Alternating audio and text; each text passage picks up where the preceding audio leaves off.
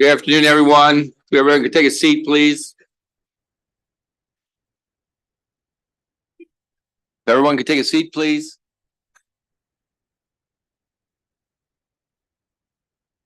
Good afternoon. Welcome to Budget and Tax. The order out front is correct on the board.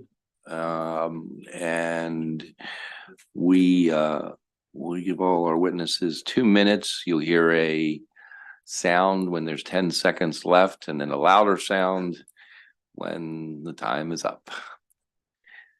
And that's about it for rules here. We're looking forward to hearing what you all have to say. And we're going to start with Senate Bill 253.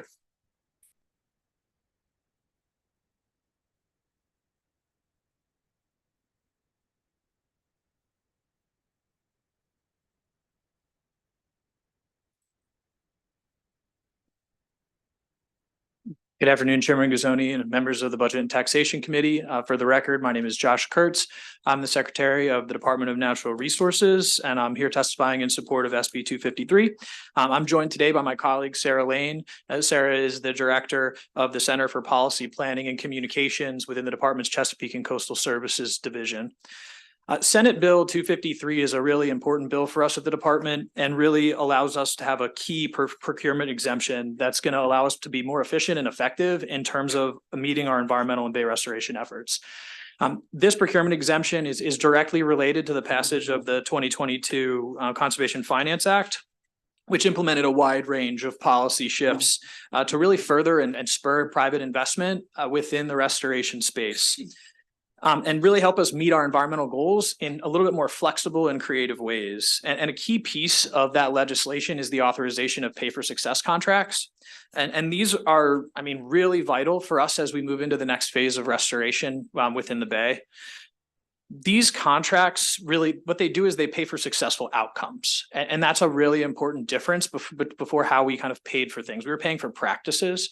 What these contracts allow us to do is put a spot on the board. We need this amount of nutrient reduction. We want this amount of habitat creation, and then allow for the private market to come in and innovate and deliver on that. Critical to that is the verification component. So these private industries or private companies, nonprofits, whoever it may be, are required to give us a verification plan and then demonstrate that they're meeting those goals. So why do we need this procurement exemption? And so what's going on is that right now, when we enter into these contracts, they then have to go through the e-Maryland marketplace. So basically it's a second process after the RFP goes out. This second process adds 3 to 6 months and really then in turn delays the start of those projects for 6 months to a year. And what's unique about these projects is that they're actually being funded by private investment. So those delays in the contracting oftentimes makes those contractors not want to participate in the program. And so by having this procurement exemption, it will allow us to more effectively enter into those contracts, move those contracts along at a quicker pace so that we're able to get these restoration practices in the ground, verify that they're working, and then the state can pay for the outcome. So really helps us be more efficient. It really helps us be more effective and build in many of the key co-benefits that we want to see in the restoration effort. With all this in mind, I respectfully request a favorable report on the bill, SB 253, and myself and colleague are happy to answer any questions you may have. Any questions? Senator McCray. Thank you, Mr. Chair. And this is just for my own educational outcome. I see that a number of agencies already participate in some similar practices. Could you just speak to how does this impact MBEs? MBEs? Yes, sir. Yes. So currently the way that our grant program is set up, and this is run through our Chesapeake and Coastal Service through our grant program, is we are actually looking at participation from different contractors, from diverse contractors, and for environmental justice outcomes within the grant itself. So that is actually a measure of success within the contract. So it would not have any bearing in terms of going through an MBE or VSB goal with the procurement. That's baked in already into the performance contracts and within the program.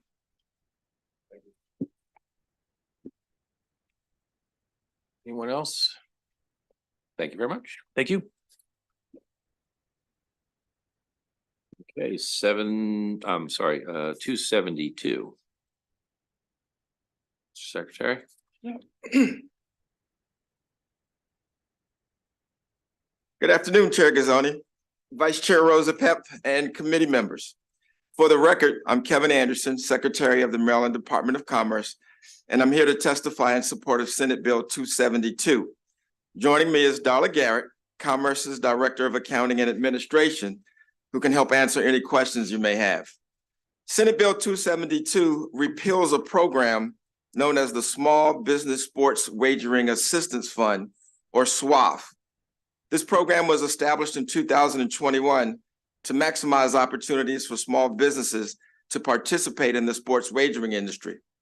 It offers both grants and loans and is funded by 5% of Class A sports wagering license and renewal fees.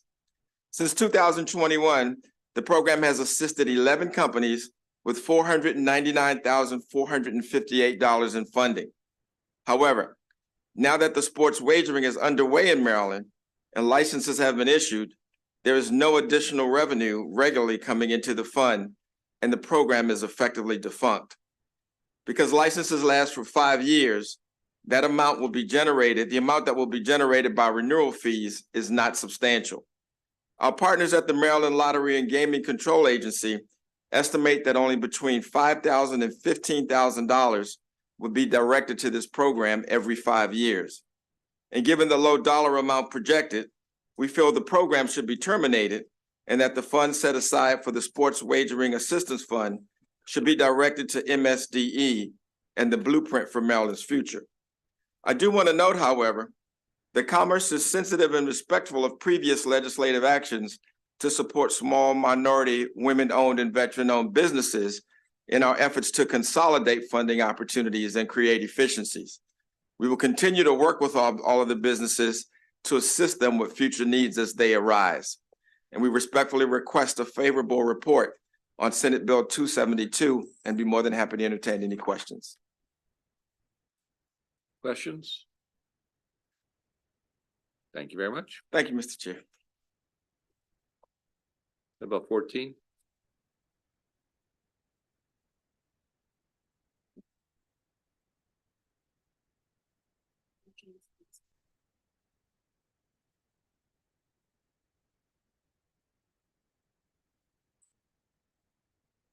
Thank you, Mr. Chairman. Members of the committee, for the record, Senator Michael Jackson representing District 27 on behalf of Senate Bill 14. I have a few panelists here. Not all 6 that are listed will be speaking today. I would like to Excellent. have my Commerce Secretary What a come up good here with me. example you show.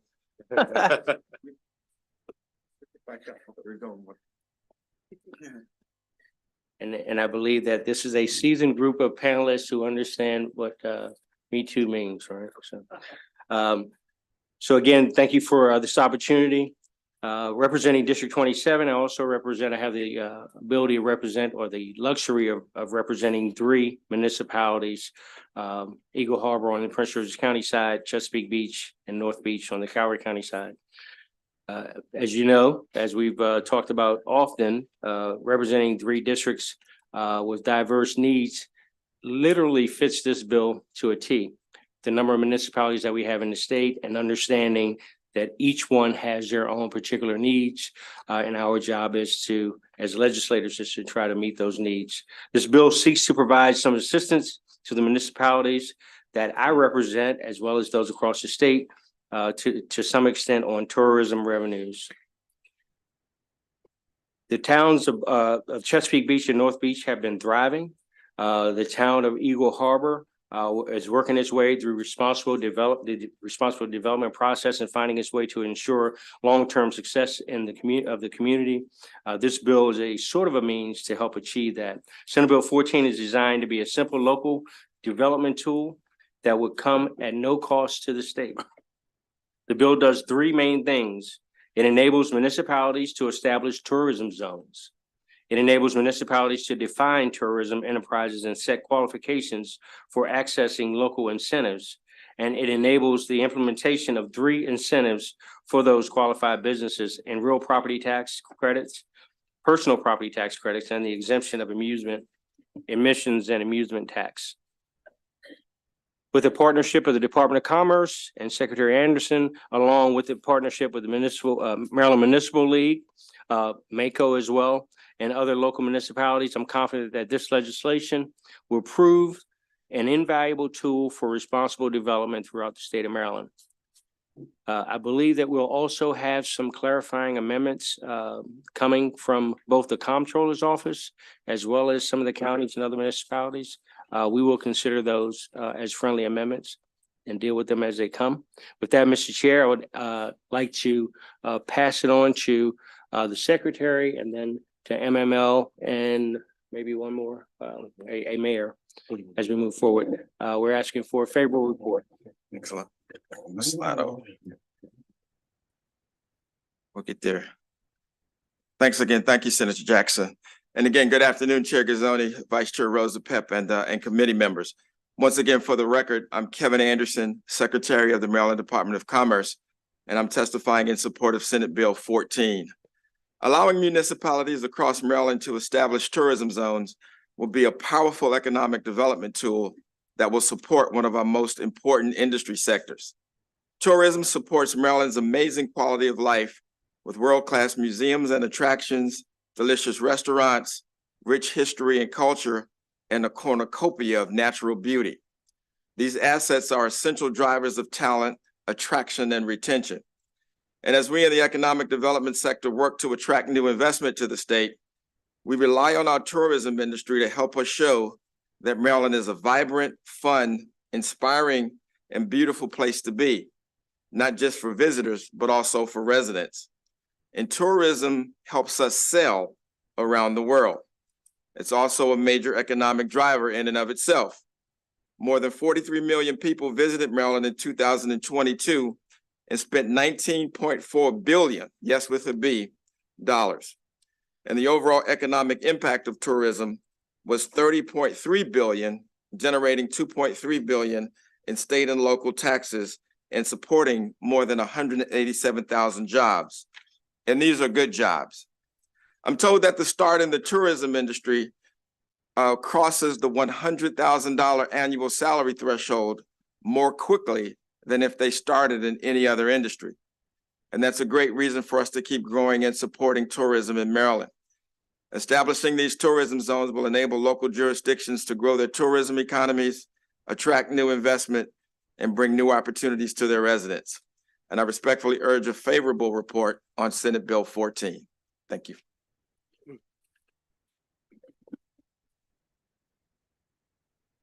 Good afternoon, Chair. Excuse me. Good afternoon, Chairman and members of the committee. For the record, I'm Mayor John Carroll of the town of Galena. Which is a small, vibrant town on the Upper Eastern Shore in Kent County.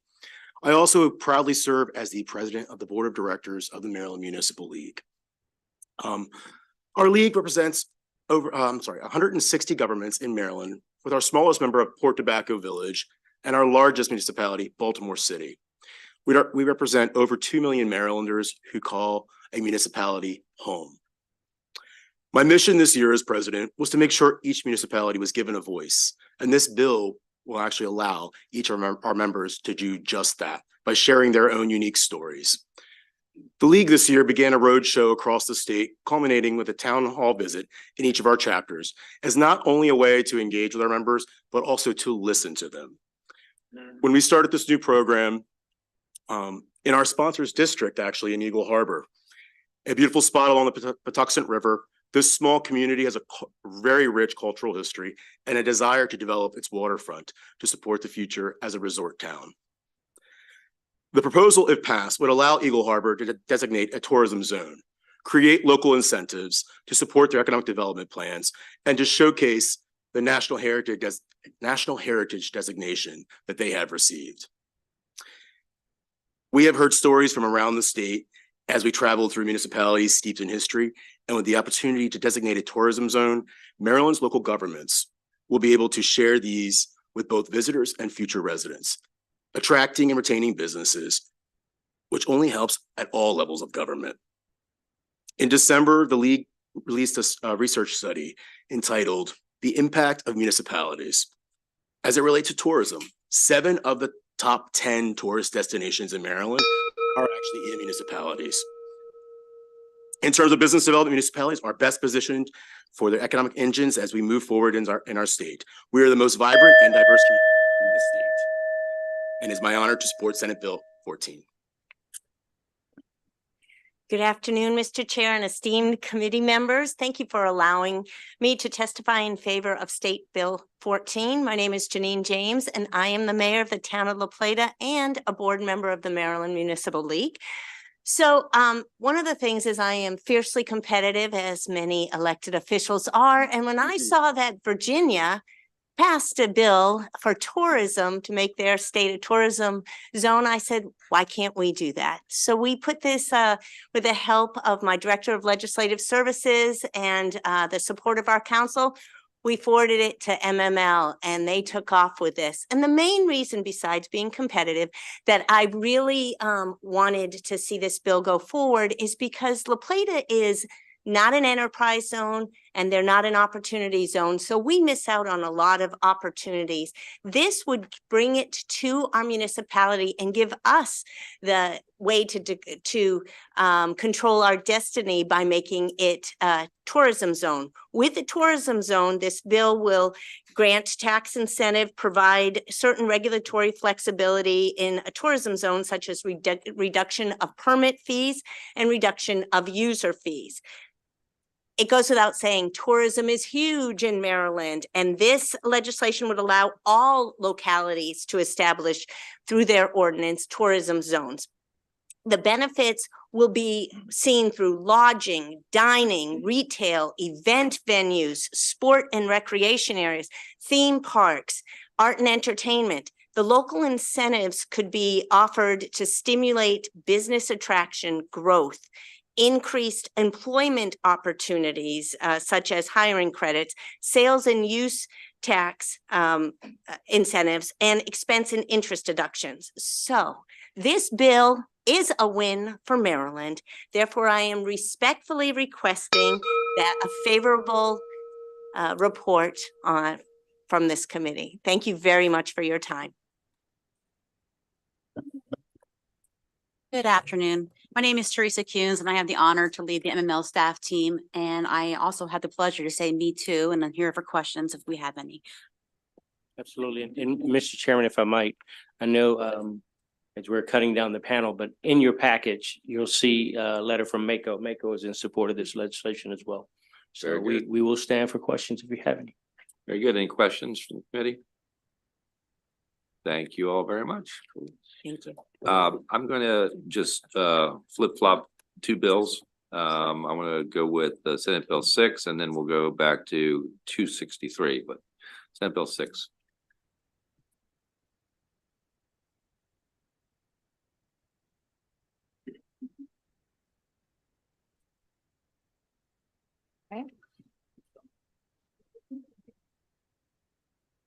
Get started. Good afternoon, Mr. Chair, Mr. Vice Chair, and members of the committee. It's a pleasure to be back in front of the Senate Budget and Taxation Committee. For the record, Senator Dawn Guile, District 33, here to present Senate Bill 6.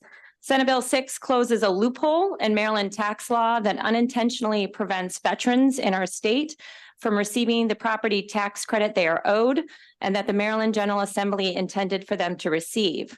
Under current law, veterans who have been classified as 100% but not permanently disabled receive no property tax credit benefit whatsoever. That clearly is not the original intent of the Maryland General Assembly, and this bill seeks to rectify that. A short primer on VA disability ratings may be helpful. VA disability ratings are part of the Department of Veteran Affairs system to compensate veterans for service-connected disabilities. You can have a disability rating ranging from 0% to 100%, depending on the severity of the disability. If a veteran has multiple disabilities, the VA uses a formula to combine them, but it's not a simple addition. The VA also assigns each disability a permanent C status. Some disabilities may be subject to periodic reevaluation to assess if there have been changes in their severity. And consequently, a veteran may have, for example, a 90% non-permanent disability rating. The purpose of these reevaluations is for the VA to determine if the disability still exists, if it has improved or worsened, and consequently, the rating may be adjusted.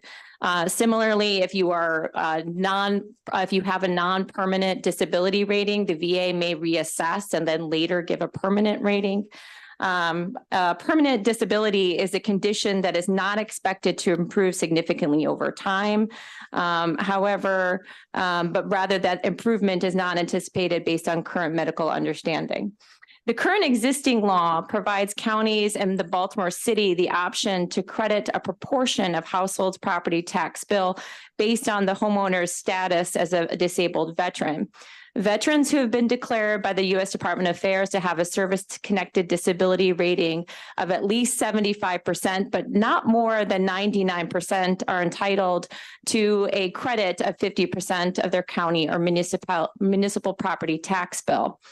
Similarly, there's a sliding scale sort of below that for their entitlement for a property tax exemption. So those ratings below 100, there's no qualifier as to permanent or non-permanent.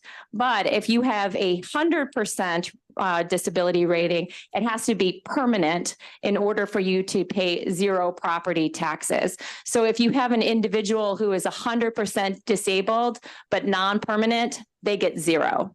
So if you have 99% have a disability rating but non-permanent, then you do get something. So this bill just seeks to close a loophole and to ultimately provide a 50% property tax credit to veterans who are 100% but not permanently disabled.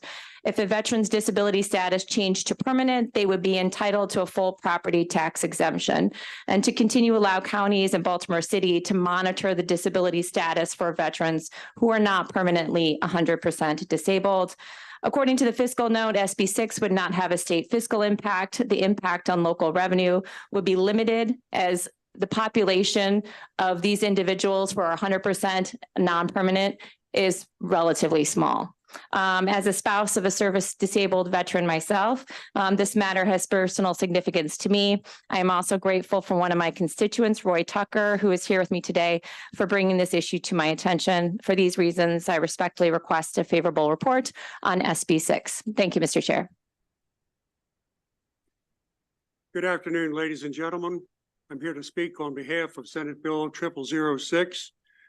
I want to thank you all for what you have attempted to do and what you have accomplished in support of our military, both active and those no longer in service.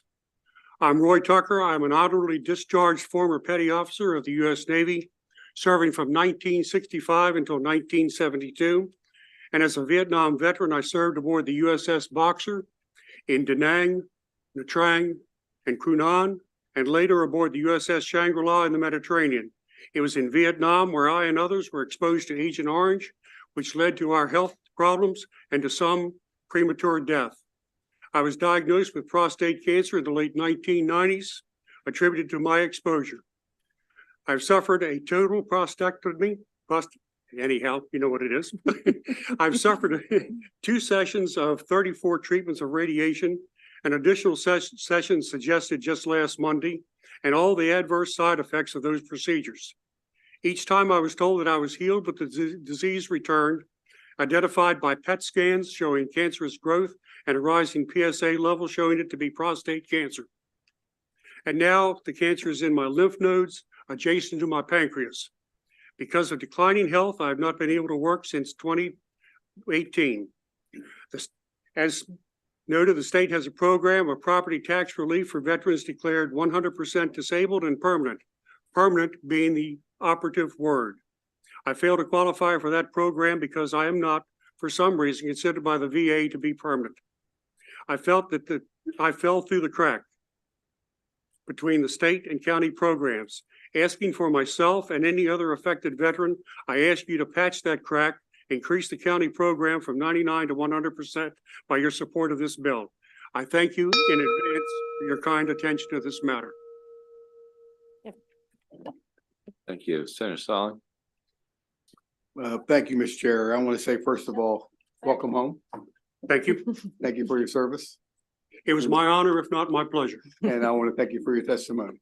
Thank you very much. Any questions? Any other questions? Thank you, Senator. Thank you for sharing your story, sir. Kevin, Finale.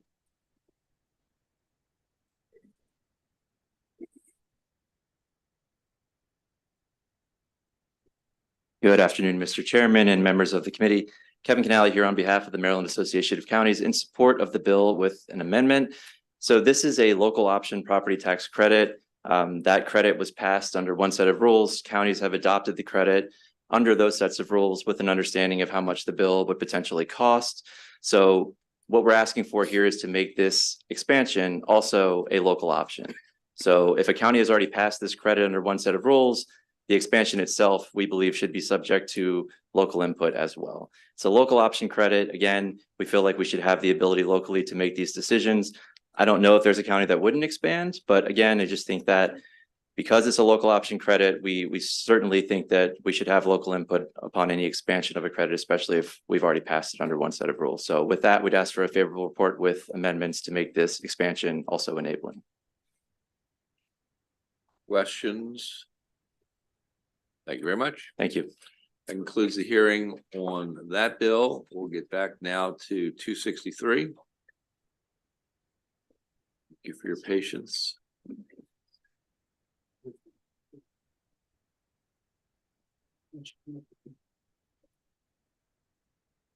Good afternoon, Mr. Chair, members of the committee. My name is Michael Higgs, and I am the Director of the Maryland State Department of Assessments and Taxation.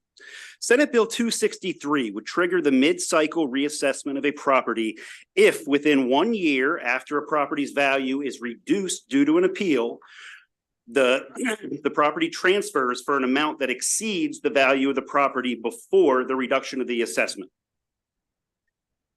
The department carefully considers evidence presented by property owners appealing their assessments. However, when an assessment is lowered on appeal and then sold at a price higher than the pre-appealed assessment, the department may be unable to reevaluate the assessment and consider the inconsistent sale price until the next assessment cycle. As a result, properties may remain undervalued for 3 years, resulting in significant losses in revenue to local jurisdictions throughout the state. To summarize, Senate Bill 263 would allow the department to reassess a property that received a reduced assessment following appeal if the property sold for a greater amount than the pre-appeal assessment. This legislation would further the department's mission of ensuring real property assessments that are accurate, equitable, and up to date. Thank you, and I'm happy to answer any questions. Questions? Okay. I think I have a couple unfavorables, so thank you. Bruce Bariano and Alan Lang.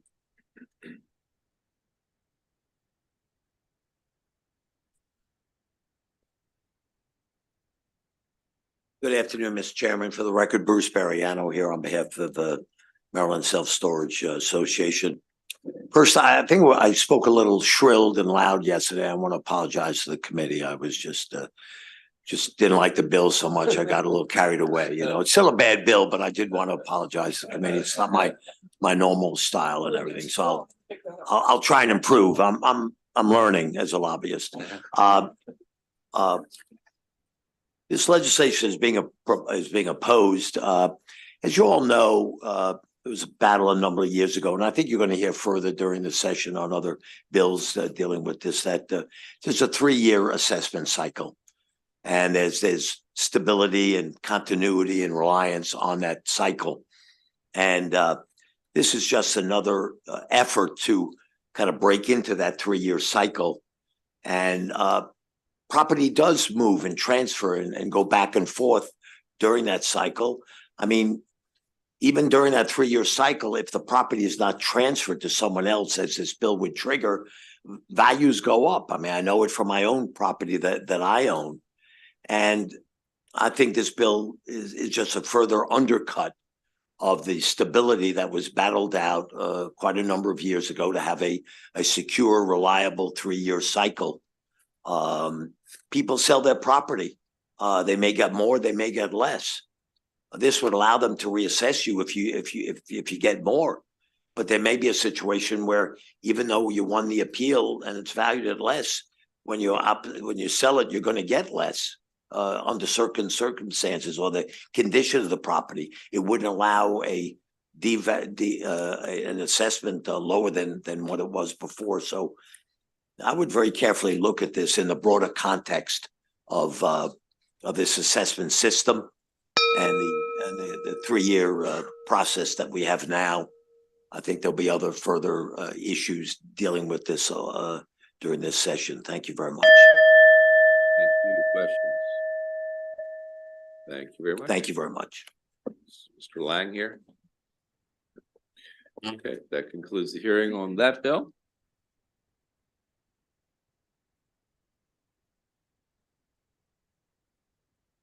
And we'll go to Senate Bill 25, Senator Klossmeyer.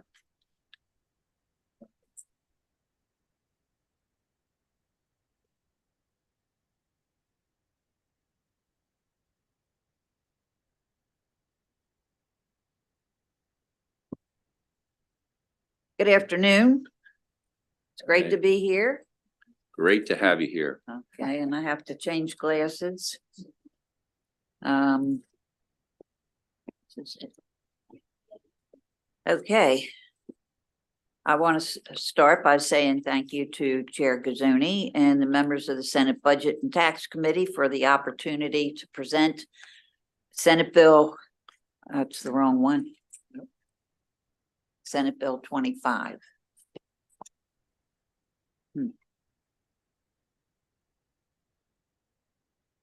Okay. Yeah, I'll try it. Okay. Anyway, I'm here to present Senate Bill 25, which is a follow-up to enabling legislation we passed over a decade ago to follow a county to grant a property tax credit for the fallen or disabled law enforcement officers. When we passed this original legislation, we did not include the spouse of the injured officer who later passed. This legislation is intended to provide that if the injured officer passes before his or her spouse, the spouse can continue to get the tax break. The original legislation also did not consider increases in property taxes that can occur throughout the years. Again, this legislation fixes the issue by stating that if the tax imposed on the property increases in a given year, the value of the credit will increase proportionately as well. I want to make clear that this is intended to only be enabling legislation. A county will still have to decide whether to implement this credit. And I thank the committee for their consideration of Senate Bill 25, and I hope you can give me a favorable report. And there's been some consternation that I think in the bill, it did not say enabling, so we are working on an amendment to fix that. So, and with me is Delegate John Cluster, who was my delegate several years ago, and so he came to me asking for help. So, Thank you. Thank you. Good to see a lot of my old colleagues and my old friends. One of my old constituents, his mother anyway, lived in our district.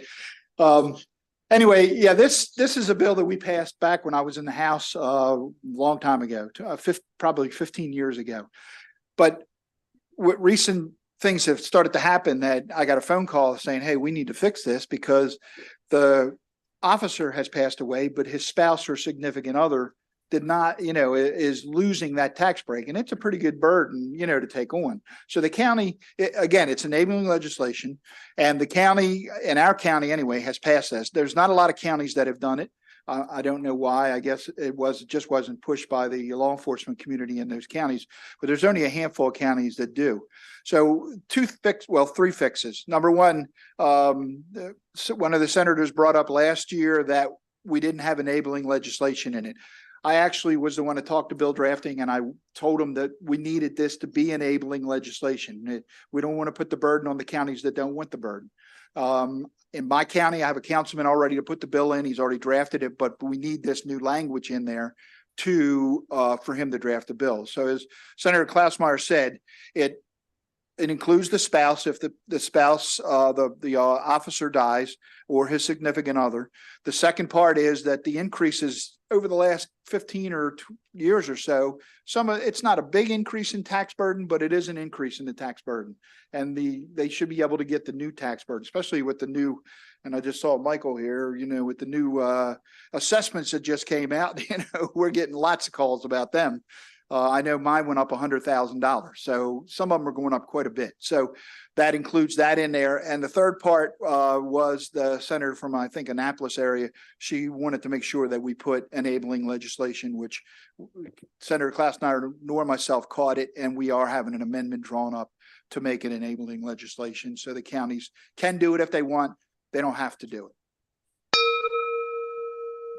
Any questions?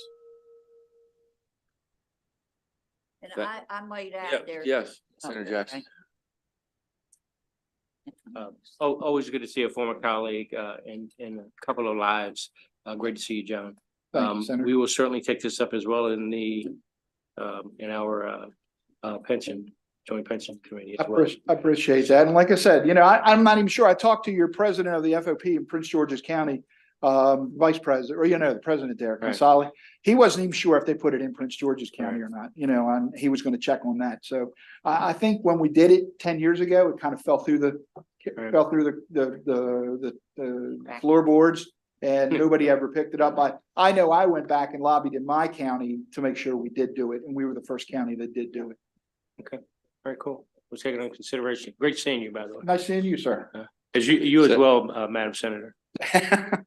Senator Bailey? You too. No, and I just have to say, my friend here kept referring to the old folks that he used to see, but I like the word former better. Well, I asked the senator where he got all that gray from, and I didn't see that the last time I saw him. So, Okay, well, Senator thank you. Bailey? Senator Bailey has a question. Real quick, thank you both very much for bringing this issue, and I think it's a extremely important issue that we need to discuss. But I understand, if I understand correctly, the person who was injured dies, and all of a sudden they get a tax bill, right? And that tax bill is significant. But the question that I also have is, I know in my state law enforcement, if we had somebody that was injured and they died, the surviving spouse benefits would automatically be cut by 50% at their death.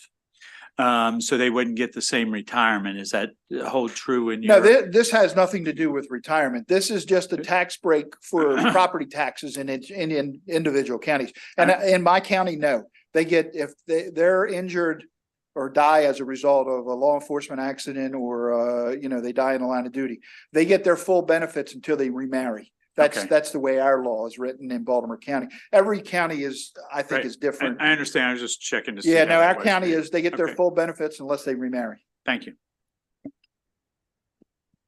Thank you. I think, Thank you very much. Mr. Canali has some comments. Maybe, maybe not. We'll see. Kevin's coming. We'll see if he resolves your issue. Good afternoon, Mr. Chairman and members of the committee. I very much appreciate the senator's willingness to introduce an amendment. And with that amendment, we would drop our opposition to the bill. We have several counties who have enacted this credit locally. I think it's 13 or 14. But again, we appreciate the senator's willingness. And with that amendment, we would drop our opposition to the bill. Thank you. Senator, if I could say something, we do have a letter from the FOP. I forgot to say that the FOP, the 20,000 members, at liberty to say that they support the bill, and we sent the letter in from the FOP that they're in support of this bill also. Very good. Thank you. Concludes the hearing on that bill. I'm gonna go back to Senator Jackson's bill, Senate Bill 14 for just a second. And just a note to everyone, we're feeling a little under pressure. We got a lot more bills than we've ever gotten in the past, which has kind of pushed me along a little bit. So it's my fault that I have, I guess, neglected. And then there's some folks that would have liked to say a few words on Senate Bill 14. So please come forward. My apologies.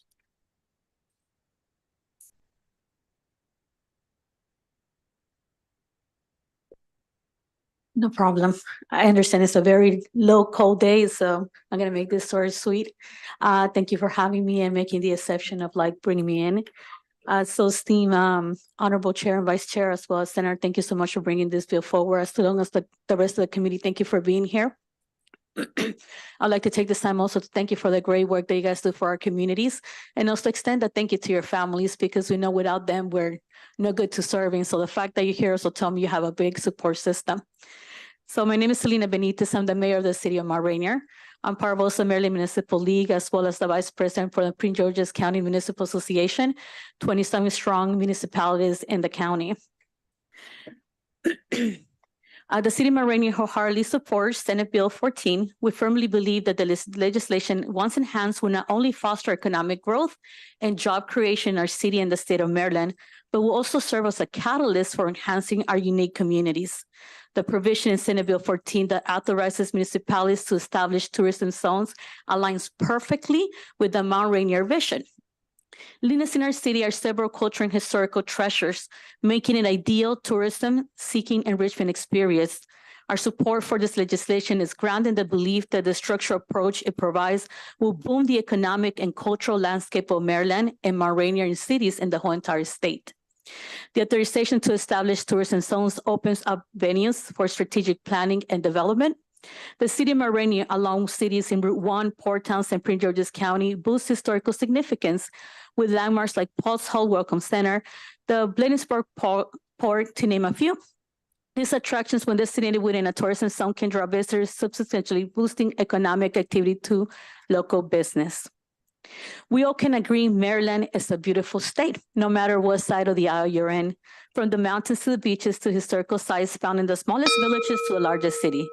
SB 14 will give us the opportunity to showcase Maryland even more destination, increasing the quality of life for our residents, creating economic growth, and it's a win for all. We seek a favorable support for SB 14, and thank you so much. Questions? Sorry.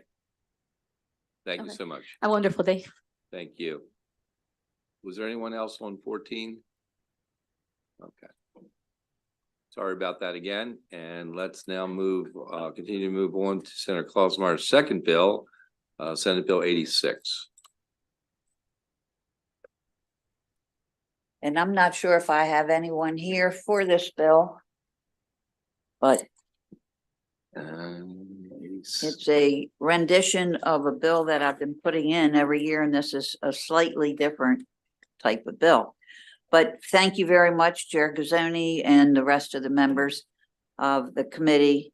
The committee may remember this legislation from when I have introduced it in the past, but I want you to note that this year there are some small changes to lessen the fiscal note. To briefly explain this bill, and the word I think could be old this time, because this has to do with older Marylanders. To briefly explain the bill, Senate Bill 86 is an expansion of the existing long-term care insurance premium tax credit. Currently, taxpayers can claim a one-time tax credit of $500 for purchasing long-term care insurance.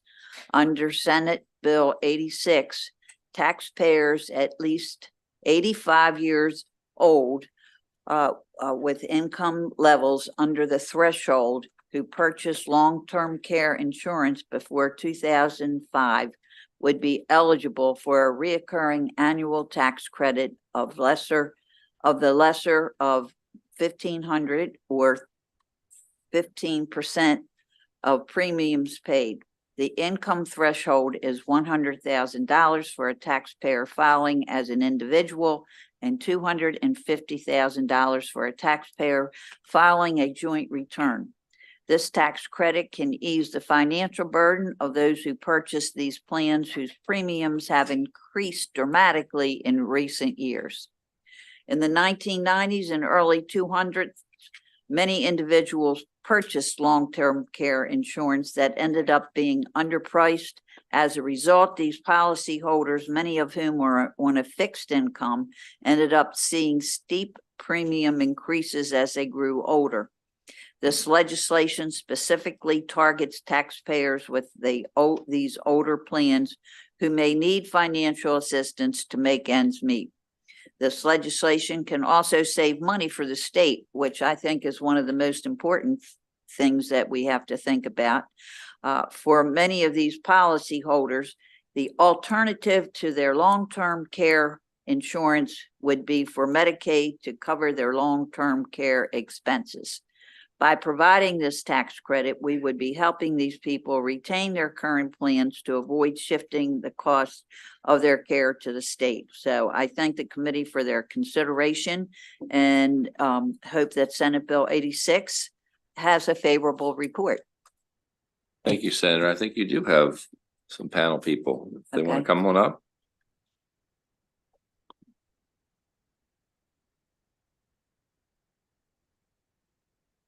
Yes. Oh, yes. Why did we use 85 as the age?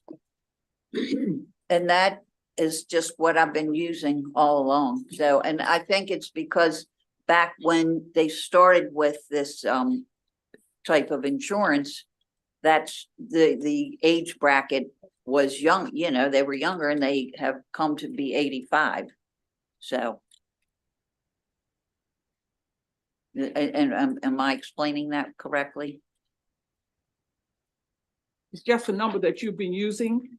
That's the number, but the people that are 85 now, when they started buying the insurance, they were in their 40s. Right. And so, and then I think there has been a downturn on people purchasing that insurance. Am I correct? What you're saying is they have to be 85 before Yes. they're eligible to receive this credit. Yes. Yep. They're getting ready to go to New Jerusalem. 85. Ooh. Maybe our insurance reps can Yeah, help us maybe out on this was too. I explaining that? Yeah, I think Okay. Did I I think part of the explain that intention of the correctly? bill is to target specifically the group of folks who are close to needing to utilize the Right. nursing homes. Okay. Okay. I have a lot I could say, but I won't. Okay, thank you. Good afternoon, Mr. Chairman, member of the committee. Philemon Konjerski here today on behalf of the League of Life and Health Insurers and the American Council of Life Insurers. Together, our members account for about 90% of all the long-term care policies written in the state of Maryland. We're here today in strong support of Senate Bill 86 for many of the reasons the senator mentioned. We think it's an important tool to encourage Marylanders to keep their LTC coverage. Nationally, less than 15% of Americans have private long-term care policies.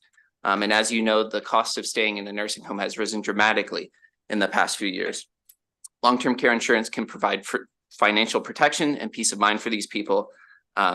Any incentive to keep coverage is a long-term investment to save the state and Marylanders money. With that, we respectfully urge a favorable report. Thank you. Thank you, Mr. Chairman, members of the committee. Brett Leininger here on behalf of NAIFA Maryland, which is the National Association of Insurance and Financial Advisors, the Maryland chapter. Testifying in full support of the legislation as it provides more assistance for individuals who have purchased these very important policies. Anything that helps, and we understand modifications were made from last year's bill to kind of make the fiscal impact more palatable. But anything that helps these individuals is a good thing. And with that, we offer our strong support for the legislation. Thank you. Questions? Thank you all very much. Thank you. Thank you, and everyone have a wonderful afternoon. You too.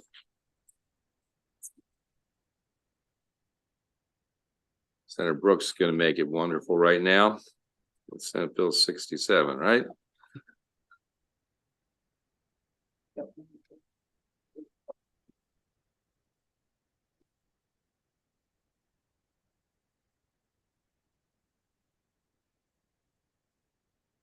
Good afternoon, Chair Gazani, Vice Chair Rosa Pep, and members of the committee. For the record, I'm Senator Brooks. I represent the 10th Legislative District in Baltimore County. Thank you for the opportunity to testify on Senate Bill 67, property tax credit and retail service station conversion. The purpose of this bill is to allow counties and Baltimore City to grant a property tax credit for property owners who convert from a retail service station into a new residential or retail uses. In the past few years, the major auto manufacturers such as Ford, Honda, General Motors, and many have pledged to dedicate 50 or 100% of their manufacturing and sales to electric vehicles by 2030 or sooner. The writing is on the wall, you know, and they are going to be transitioning from gas-powered or internal combustion engines to electric. So that phase out is going to mean that there are going to be more service stations that are being abandoned. And what this credit, SB 67, will allow the counties and Baltimore City the ability to grant property tax credits if the use of the real property is going to be converted to a retail, from a retail service station to some other type of retail, or even including mixed commercial and residential uses. In order to offset the high cost, this credit will allow the service stations to get at least 50% back. Those people who convert in 50% reduction, I should say, in their property tax credit, and part of that will be picked up. 50% of that will be picked up by the state. Why? Like I said, here again, Ford. I did a one pager, and it should be in your packet. Ford is committed to dropping their manufacturing production of internal combustion engines by 50% by 2030. GM, they're going to cut their internal combustion engine production down by 100% by 2035. And Honda, they're going to do 100% by 2040. So this will offer an ideal way of being able to address this abandoned property and allow us to convert them into other uses. So yeah, and I do have a panelist, and I'll answer questions when the time is proper. Good afternoon, Mr. Chairman and members of the committee. Kevin Canale here on behalf of the Maryland Association of Counties in support of Senate Bill 67.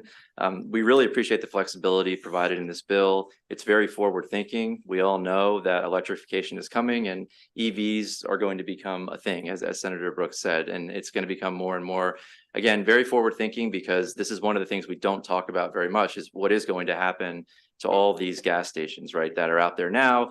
Will they be abandoned? What are we going to do with them? How is that going to work? It's something that we think about, and it's going to be an issue, we think. So this is a bill that would allow counties to grant those credits, as the senator said. I see Councilmember Dorsey here. I'm sure he has a lot to say on this bill too, so I'll let him talk more about it. But again, this is the kind of bill that MACo likes to see, with a lot of flexibility, tools to grant counties. This is also great for affordable housing, right? Mixed use development. It's another tool in the toolbox to do all the things that we want to do locally. So with that, we'd ask for a favorable report, and I'm happy to answer any questions. Thank you. Question. Thank you. This is a credit which would go to whom? The credit would go to the property owner. Like, for instance, if the property owner, but just for simple math, say the property owner, it would cost, say, it would get maybe have to pay like $100 in taxes on that property. Then the state would give that property owner 50% of that, which would be $50 would come back. I get the math. I don't know enough about the industry. Who tends to own these properties? There are a lot of individuals. Now, some of the individuals, the majority of them would have the I guess you would call the rights to produce, pump the gas from the from the big corporations, you know, Exxon and those guys. But I think a lot of the stations are locally owned. I'm unclear as to why there's a need for a subsidy like this. I mean, it's like any other property that changes use. And I can understand subsidizing the new use, but I don't, that's what I'm not clear about it is how this actually would incentivize what we want if it goes to the existing owner. Well, we want, there are some abandoned properties now, so this is to encourage them to convert that into something else. They're abandoned? Oh, gas stations? Oh, yes. Abandoned in the sense that they're not operating as gas stations. Right. But so basically the owner is holding on to it. That's correct. Until they yeah. get a deal. Right. Yeah. But what we want to do, we want to encourage them to do something with it. No, I'm with you. Yes, okay. I'm with you, but wouldn't it make more sense to raise their property tax to encourage them to sell it? Than cut it? Well, they'd hold it on longer if you cut it. Well, and if I may, I think the idea here is not necessarily that they sell the property, right? But that they are developing it into another use that would be more beneficial for the community. So again, affordable housing, mixed use developments, or another type of retail station. So not necessarily that the property is changing hands, but if a property owner is sitting on a gas station that's defunct or the property is abandoned, again, the idea here is to incentivize that person to get off their butt and do something else with the property. So they would get the tax break when? I think so. If once you convert, so I think I'm not sure technicalities in the bill, but if you are willing to convert, and I think if you're willing to come and show that you're doing that and you have the plans and you're working with a developer, whatever the case, I imagine that in the bill it lays out a process for counties to define that locally in terms of when that would kick in. right. The local the counties and Baltimore City would determine how that is to be handled. Yes. I love the sponsor. I'm a little skeptical on the bill and look forward to looking at the details and talking about it more. Thanks. Okay. Okay, we have Councilman Dorsey on the line. Thank you, Mr. Chair, Vice Chair, members of the committee, and hello to my Senator Corey McRae. Thank you for having me here today. Thank you for hearing this bill. I think I can give some clarity on the questions that were just being asked. This bill, for me, matters because there's a gas station in my district. It's one of many that we would love for it to see it become anything except a gas station. And we had a gas station, the gas station owner interested in selling it, and we had a developer interested in buying it. But the economics of buying and redeveloping the site into anything else were challenging because of the cost that would be incurred to remediate the soil and to remove the gas tanks. The credit here is intended to help bridge that gap of a portion of the development costs that are not existent when redeveloping virtually any other existing land use into something else. Gas stations pose a unique additional barrier. You know, I'm not a real estate professional, so I can't speak to all of the ins and outs of that kind of cost. But what I can tell you is I understand the elements of a thriving Main Street, and I can do the math on land area versus the tax assessment and tax yield related with one use versus another. So I represent 3 miles of the Harford Road corridor that is supposed to be and should be and deserves to be a thriving Main Street. And along that 3 miles, I have 6 gas stations, 5 of which are operational, 1 of which is sitting needing to be remediated if it's going to be basically anything else.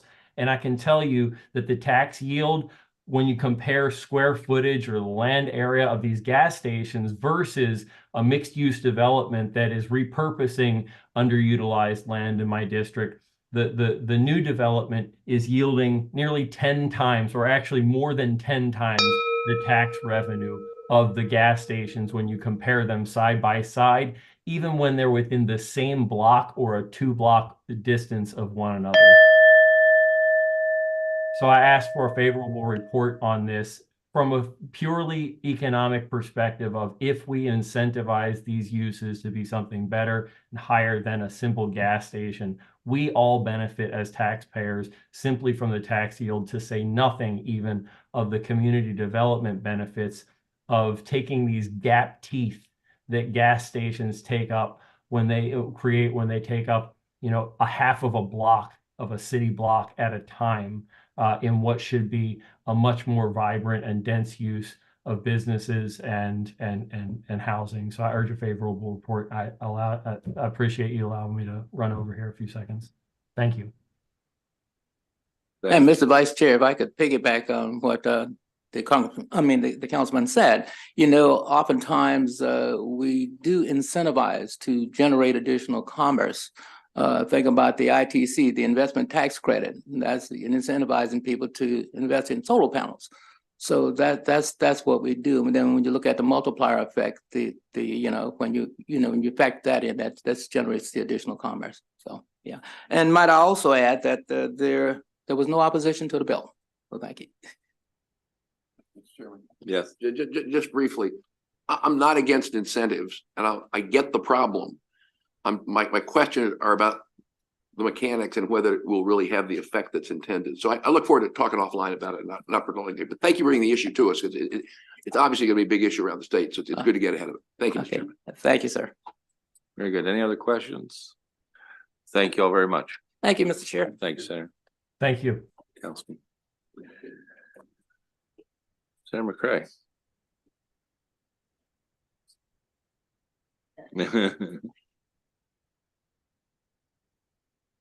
And he did a good job defending himself.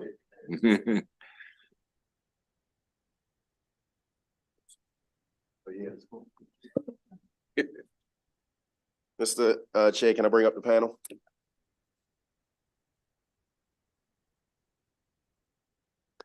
While they're coming up, I'll just go ahead and proceed if that's okay, Mr. Chair. Colleagues, for the record, Corey McCray here before you in reference to Senate Bill 72. Senate Bill 72, I believe, is very short and sweet. It makes sure that those businesses that are impacted by stolen goods have the ability to be able to recoup some of the economic losses. There are thresholds that need to be met before those economic losses can be recouped. There are also penalty language within the bill where if someone does try to recoup economic losses under fraudulent measures, that there are fines that are inquired. Mr. Chair, I hope that we get a favorable report for Senate Bill 72, but I'll let my panel also speak to it. Good afternoon. For the record, Bruce Periano. I'm here on behalf of the Maryland Association of Candy and Tobacco Wholesalers. Very strong support of Senate Bill 72. I'd like to thank Senator McCray and Senator Lamb for sponsoring and co-sponsoring this bill. Please kindly, equitably, and fairly, whatever your views are about cigarettes and smoking, that's irrelevant as to this bill. Cigarettes are lawful, sold to adults. They're taxed by the state of Maryland. This committee knows well. And that tax revenue is very important and relied upon. I represent the wholesalers. The gentleman here who will speak, his company was established in 1878, prior to his being born, of course. Fifth generation home business. And a lot of the tobacco wholesalers are. The important thing for you to remember, they're agents of the state of Maryland. They stamp the cigarettes. They pay with their own money. They buy the cigarette stamp from the comptroller.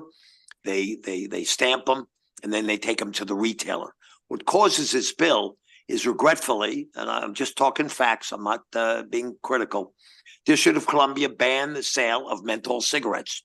All of a sudden, there's a lot of crime going on in Baltimore City and in Prince George's County at gunpoint, where their delivery trucks, even unmarked delivery trucks, were at gunpoint, theft and stole and took the menthol cigarettes. Well, they've already had the stamp on there that they've paid the money for. As you see in this bill, currently under the law recognizes that in certain circumstances, they can recoup money back from the stamps that are on the cigarettes in certain situations. But for some reason, which I do not know, it does not apply to theft. So that the concept of recouping the tobacco wholesalers for other loss of the cigarettes, destruction or what have you, which are already stamped, we want to add theft. Why? Because they're completely out of the money. when they're stolen. Unfortunately, no one's been killed, but this is gunpoint theft, and it's just not fair. I mean, they're doing a business. They are agents of the state. They've laid out the money, and we just want to recoup it. I'll just say very quickly, Mr. Chairman, the language in this bill was worked out at meetings with the Comptroller's Office. Jeff Kelly was in the meetings, and the language was crafted very specifically for the Attorney General's, for the Comptroller's Office, and for regulations that they can do. We really urge your favorable support. I mean, they're doing a job for the state as agents of the state, and they're unfairly being penalized financially. Thank you very much. Go ahead. Hello, my name is Christopher Worthen. I am the Assistant Manager of Operations for the Georgia J. Falter Company located at 3501 Benson Avenue, Baltimore, Maryland, 21227. I reached out to Bruce to have this bill introduced after our trucks are being robbed at gunpoint every week and sometimes twice a week. Currently, the counties and cities within the state of Maryland are failing to provide safe streets for our trucks to make deliveries on. Previously, we called the police for help when we spotted a known vehicle of a previous robbery following our truck. We were told there was no law against following us. The vehicle followed our truck until it pulled into the parking lot of the Prince George's County Police Station. Another time, a known vehicle from a previous robbery was following our truck on Route 95. They followed our truck for miles and miles from Maryland into the state of Virginia.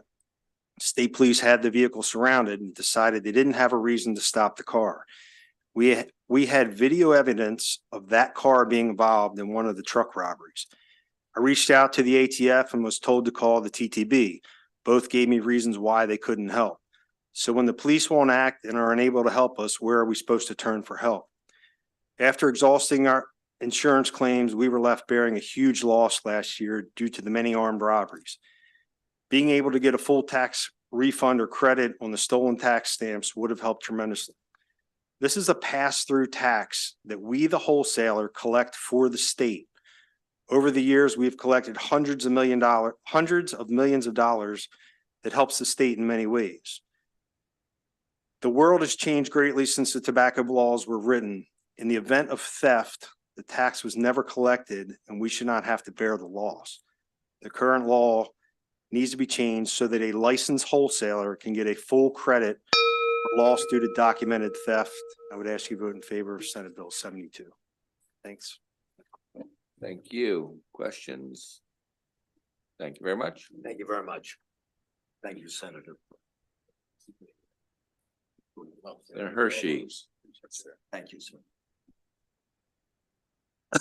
110. Thank you.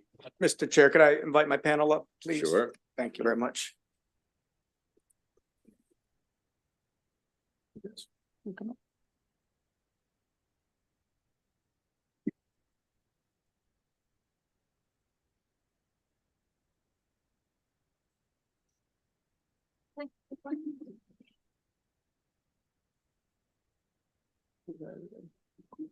All right, we're good. Thank you very much, Mr. Chairman, members of the committee. For the record, Senator Steve Hershey to present Senate Bill 110. I'm certainly not one to put in a lot of bills, nor am I one to put in any pre-files, but this is such an important issue that I wanted to make sure that we could have this bill hearing and be able to address a very important need that we have specifically in Kent County.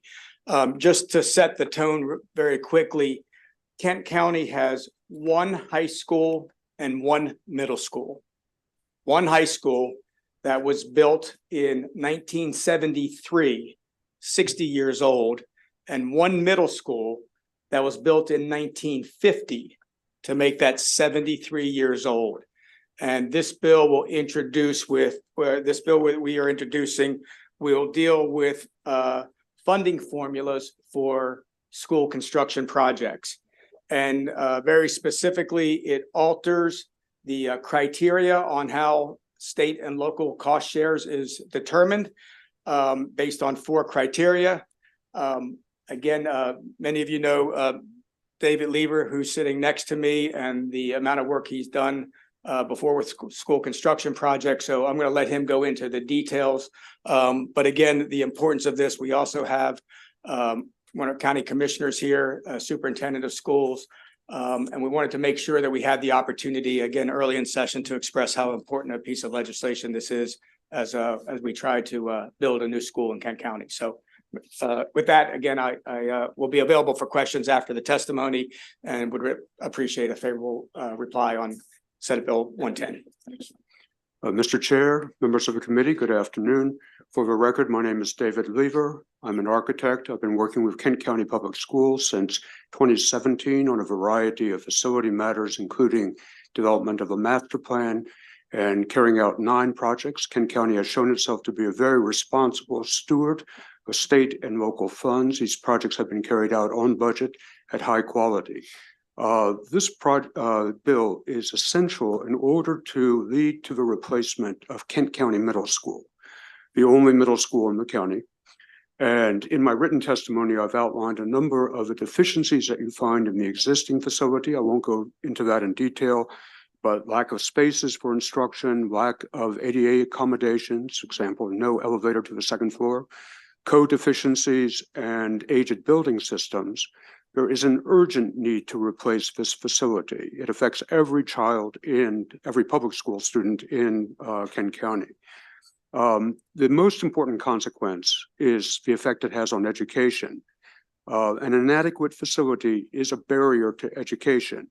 For instance, there is no science classroom in this facility that is actually designed for science instruction. And that's critical in an age where we're focused on STEM and STEAM education.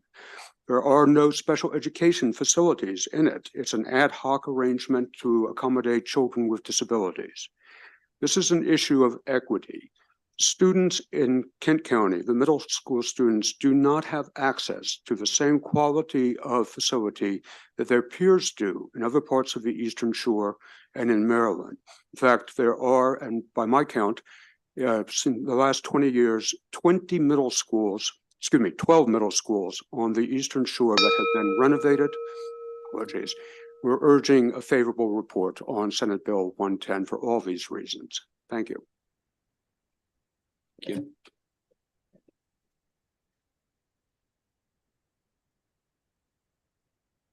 Good afternoon, Chair Gazone, Vice Chair Rosa Pepp, and members of the Budget and Taxation Committee. My name is Francoise Sullivan. I am the Vice President of the Kent County Public Schools Board of Education. But today I would also like to speak to you as a parent. Kent County is small, possibly smaller than you can imagine. We have, as mentioned, a total of 5 schools, 3 elementary schools, 1 middle school, and 1 high school. The 3 elementary schools are located in the far north, middle, and far south of the county. Excuse me. The middle school holds all of the county's public school students in grades 6, 7, and 8. Both of my children attend Kent County Public Schools. My oldest graduated from Kent County Middle School last June, and my youngest started attending the middle school this past September. I have spent many hours in the middle school attending parent-teacher conferences, PTA and school events, and as part of the KCPS Facility Strategic Planning Committee. I've seen almost every inch of the building. When the students are there, it is loud and boisterous and as cheerful as any middle school could be. But when they aren't there, you begin to notice the cracks, the leaks, the water stains.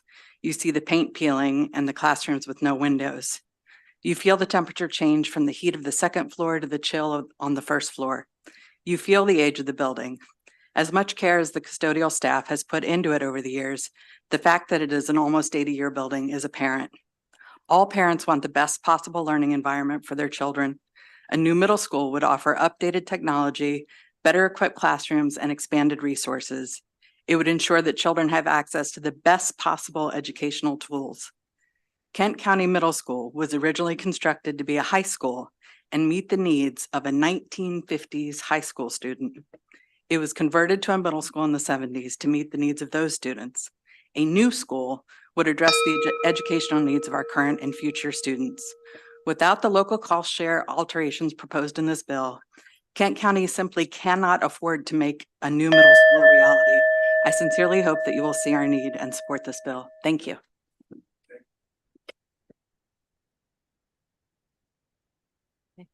Nice to see you. Good afternoon, Chairs Gazzoni and Rosa Pepp.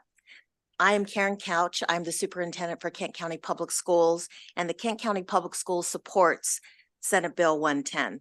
The replacement of Kent County Middle School was approved by the Board of Education on October 9th, 2023. We've applied for planning approval and design funds in the FY 2025 Capital Improvement Program, and the Interagency Commission on School Construction approved design funds through the Build to Learn Act.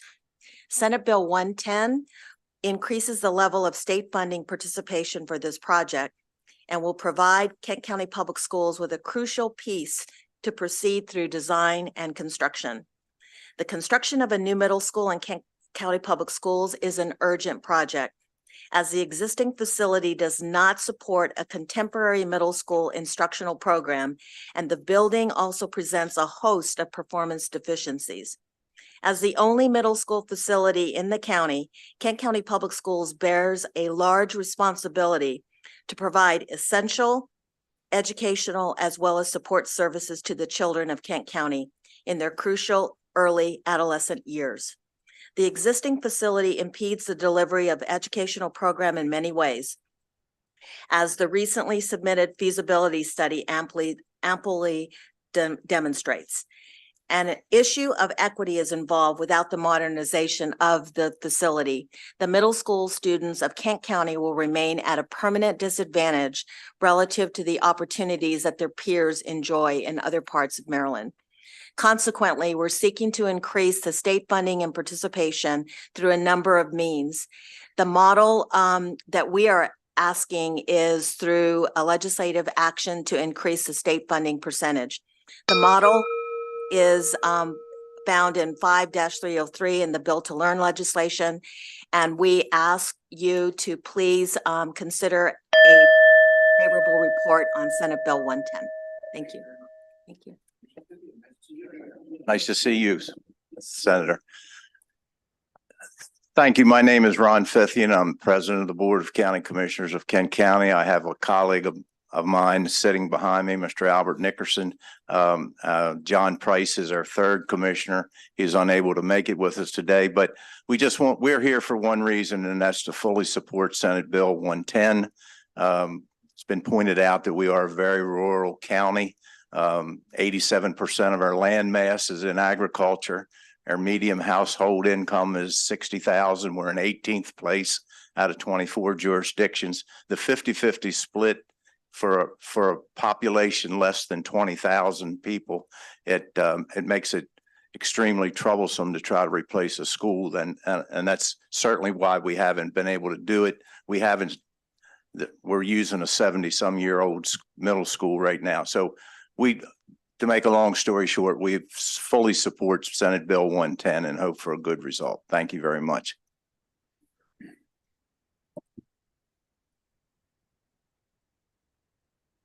Thank you very much. Just a quick question, maybe to Dr. Lever. So I read the bill. Is Kent County the only jurisdiction that this would apply to based on how the bill's drafted? Yes, it is. Thank you very much, Mr. Chairman. Commissioner Nickerson want to make a comment? I just ditto. Ditto. Me too. Great. Yeah. Well, thank you for coming down. Yes, Senator Jackson. Thank you, Mr. Chairman.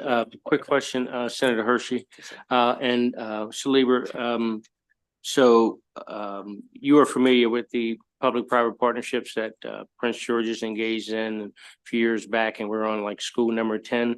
Is that an idea that you all looked into for Kent County?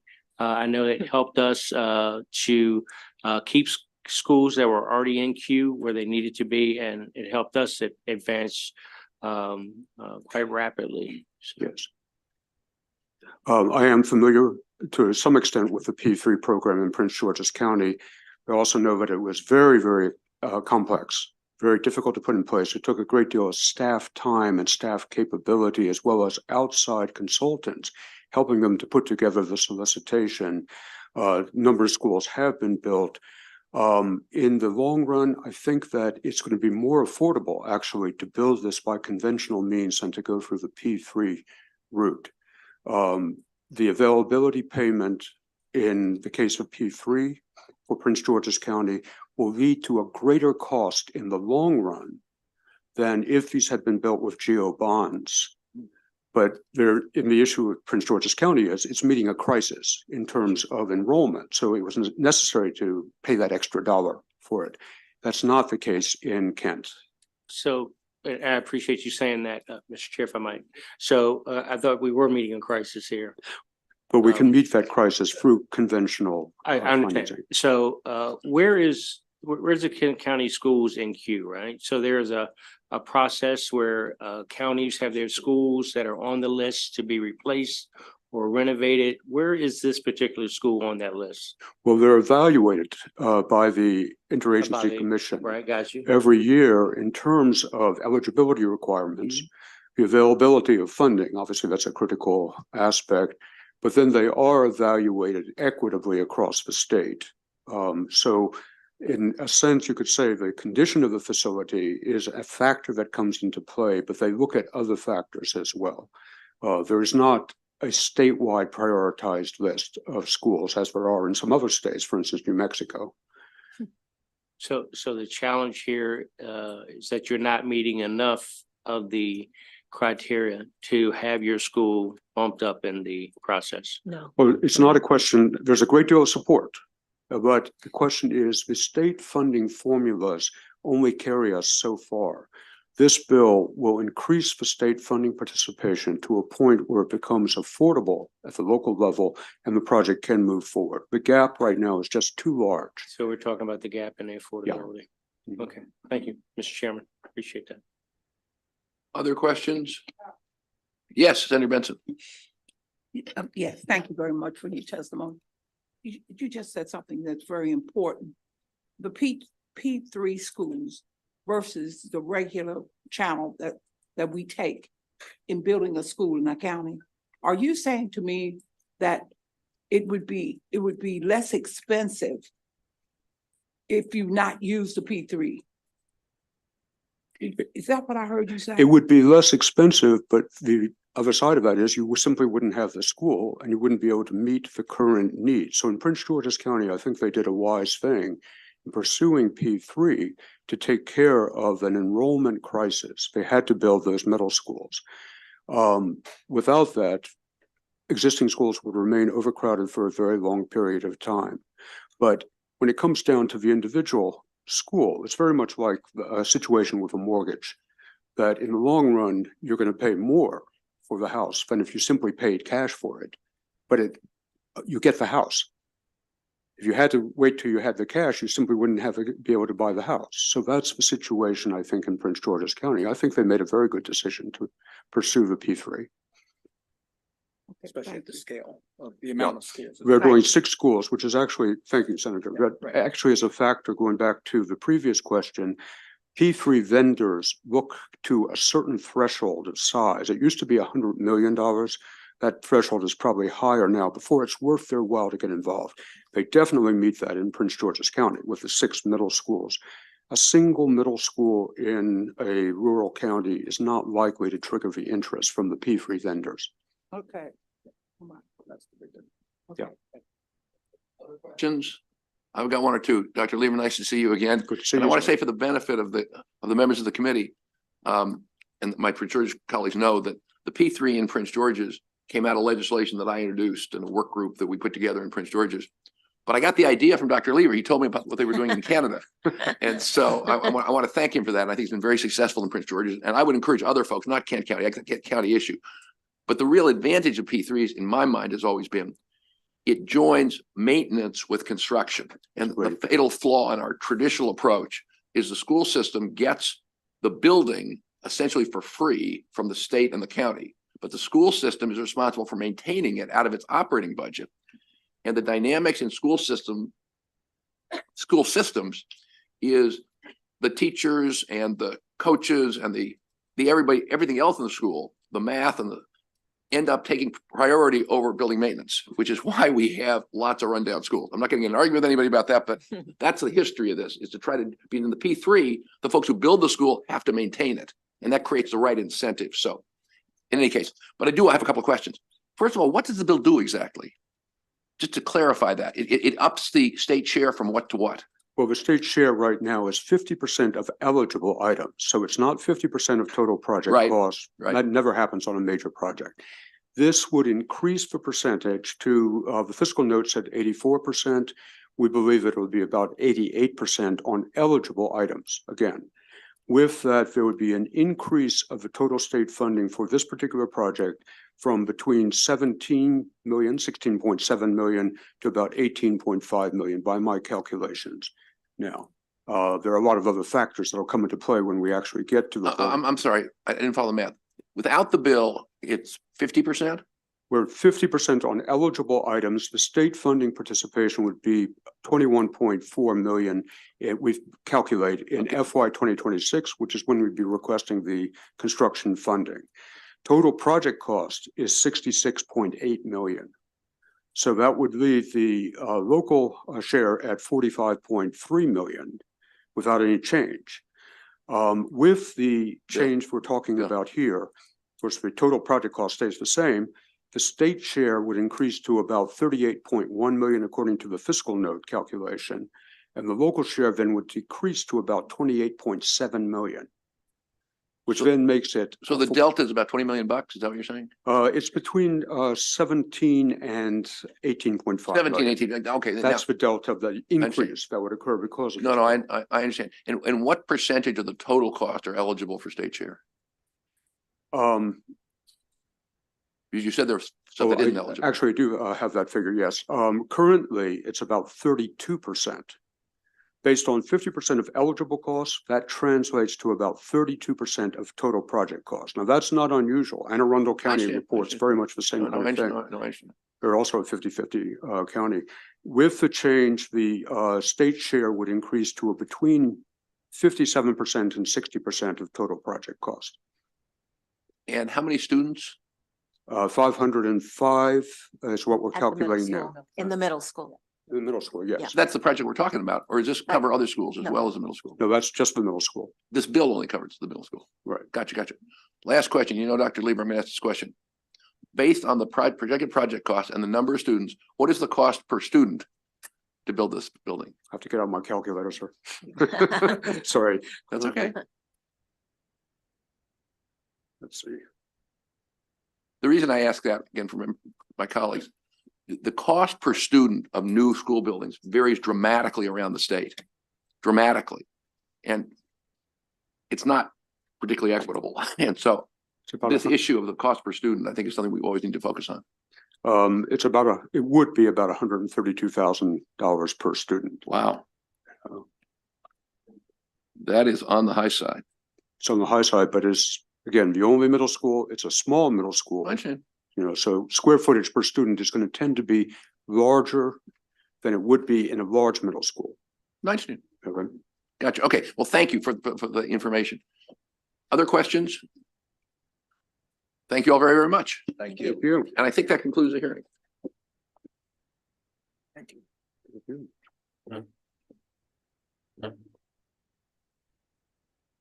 Move to Senate Bill 154, Senator Stallings.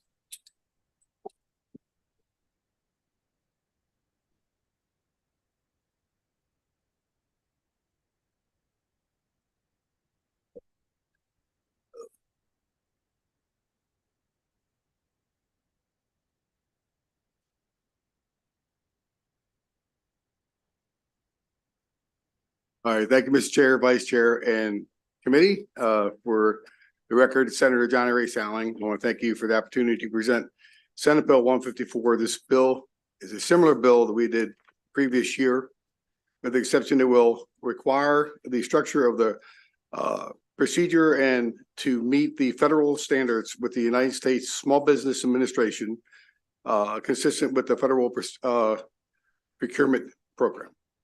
This is a bill to provide an opportunity for small business to thrive in this economy climate through implementing a hub zone. I have a lot here, but I think overall, and with the experts that I have here, they're going to explain it much better than I can. But we want to make sure that there's areas which we know when the state are underutilized hub zones have better opportunity. We have areas that don't have that. But if we can fulfill these needs, we can see areas that are underutilized prosper and do well. And we have plenty throughout our state. So we want to do what's right and what's prosperous for anybody and everybody and give them opportunity. I want to thank you for this opportunity to present this bill.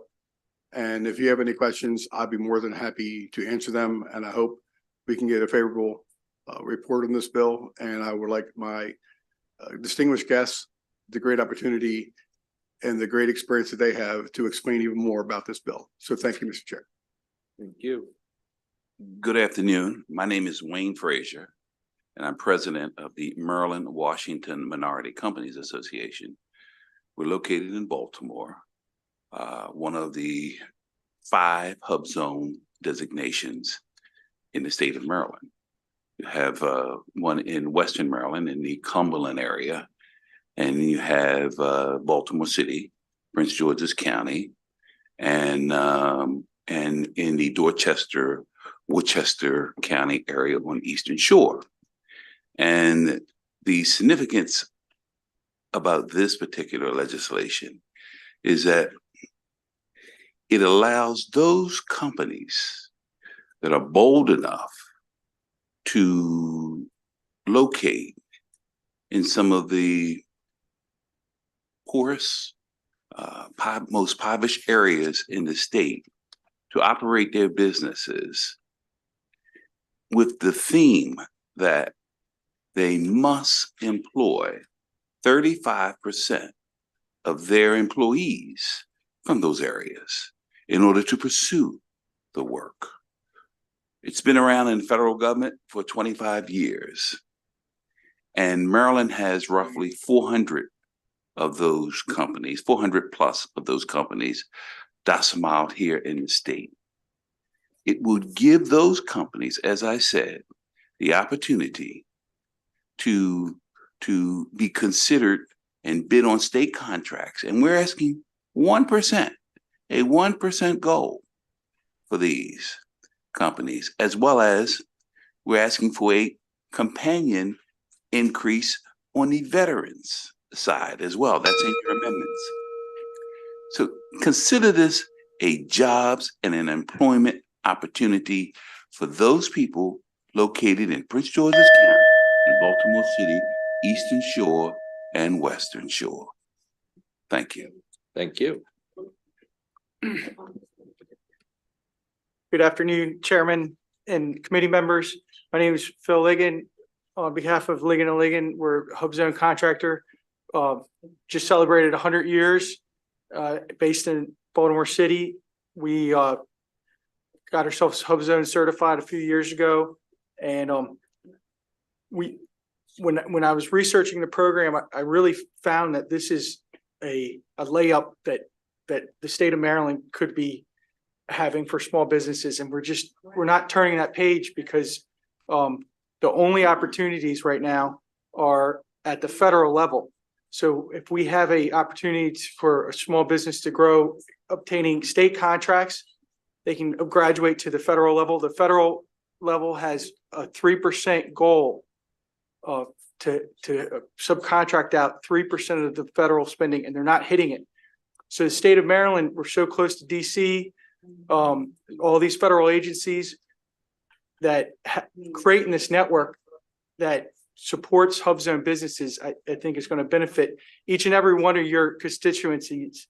I looked it up, all your committee members. So there's portions of Rockville, there's portions of Gaithersburg, there's portions of Hagerstown, there's Western Maryland, as Mr. Frazier spoke to, whole swaths of the Eastern Shore where there are hub zones, and there's companies out there. There's 400 right now. There could be tons more of these businesses certified if we created this network.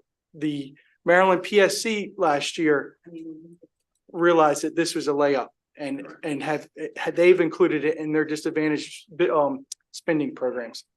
And I request that the committee look into this, educate yourselves, and I pray that you come back with a favorable report. Thank you very much. Mr. Chairman, if I could real quick, I forgot one thing that I'd like to add. I would like to add that we have submitted an amendment to this bill to propose an increase of procurement goals from 1% to 3% with a 1% growth increase the next 2 years to achieve the procurement goal of 5% by fiscal year 2023, and in recognition of the invaluable role of our veteran-owned, as was said, businesses, small business, and their employees in the communities for their support also. Thank you. Very good. Any questions, panel? Thank you all very much. Thank you. Senator Muse, you ready? All right. We've got Senate Bill 83. I think we have a bunch of folks online. Yes, the town clerk just joined in, but I'm not sure if we what your ruling is on that, but we do have people who are online. So good afternoon again, Chairman Gazzone and Vice Chairman Roosevelt and members of the Senate Budget and Taxation Committee. I have with me Mayor Troy Lilly, who is the mayor of the town of Forest Heights. Welcome, Mayor. In short, and this would be probably the easiest bill you've had. You will probably want to just vote on it today and get it over with. But this would increase the amount of the local impact grant funds that are provided to the town of Forest Heights from 120,000 to 1 million. These funds were just initiated after being approved during the 2022 legislative session. So from the opening of MGM National Harbor in 2016 until 2022, the town of Forest Heights did not receive any local impact funds. In 2023, WTOP and others reported that MGM National Harbor was not only the top casino by gaming revenue among Maryland's 6 casinos, but it was also the top performing commercial casino outside of Nevada in 2022. The town of Forest Heights is the only municipality in the 26th district, and it's located less than a mile from MGM National Harbor, and they are good neighbors, by the way. In fact, the boundaries of MGM National Harbor, the boundaries are rather about 100 yards from the town of Forest Heights. In closing, this increase is necessary because of the consistent need for infrastructure improvements and public safety. I'll let the mayor speak more in detail to regards to the usage of these funds, but it is something that's not only long overdue, but I think it's something that good neighbors would want to do, and that's why there's no opposition to this bill. I have, as you said, online, virtually, Councilman Bronson, Larry Stoner, resident and former mayor, Joseph Joyner, resident, and Monica Lawson. So at this time, I'm going to turn this time over to the esteemed mayor of Forest Heights. Good afternoon, Chairman Gazzone, and to the entire committee. Thank you for your time this afternoon. My name is Troy Barrington Lilly. I'm the mayor of the town of Forest Heights, and I'm here to wholeheartedly endorse Senate Bill 83. This bill is vital to addressing the unique challenges facing our community. As mayor of our town, I've witnessed the increasing demands posed by population growth and heightened traffic, particularly in the areas surrounding our community. Some of our concerns are that we're facing escalated wear and tear on local roads, as Senator Muse has pointed out. This is exacerbated by the influx of visitors to the nearby casino and hotels and ancillary businesses that have sprung up in the past decade. The surge in traffic has resulted in elevated maintenance costs, putting a strain on our resources. And additionally, I'd like to add cleaning up litter and other items that residents and visitors discard. Senate Bill 83 proposes funding that is indispensable for mitigating these challenges, allowing us to address road maintenance, the costs, and to ensure continued safety and convenience for our residents who've lived in the town for many years. In connection with the rising population and traffic, Public safety concerns have also become a priority.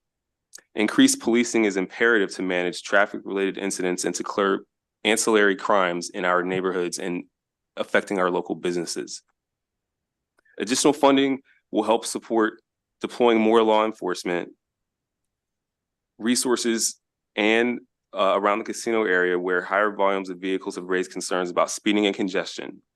These funds will also help us to move forward our plans for a public safety center in our town, which is going to be for law enforcement and for the public. I also want to underscore that this is not a blind ask. Senator Muse, along with the rest of our delegation, visited 4 sites and saw firsthand the critical needs that we have and how we're planning to address them. So in conclusion, Senate Bill 83 is a critical step toward addressing our unique challenges and needs, and I urge you to support this legislation, recognizing its potential to make a lasting impact on the town of Forest Heights and the greater community. Thank you. Thank you, Mr. Chairman. Senator Muse, I am certainly in support of Forest Heights, and I'll take us back a few years when our former delegate, Tawana Gaines, was the vice chair of appropriations. Yes. She and I put in a piece of legislation for this $120,000. So that the dates that you mentioned don't correlate.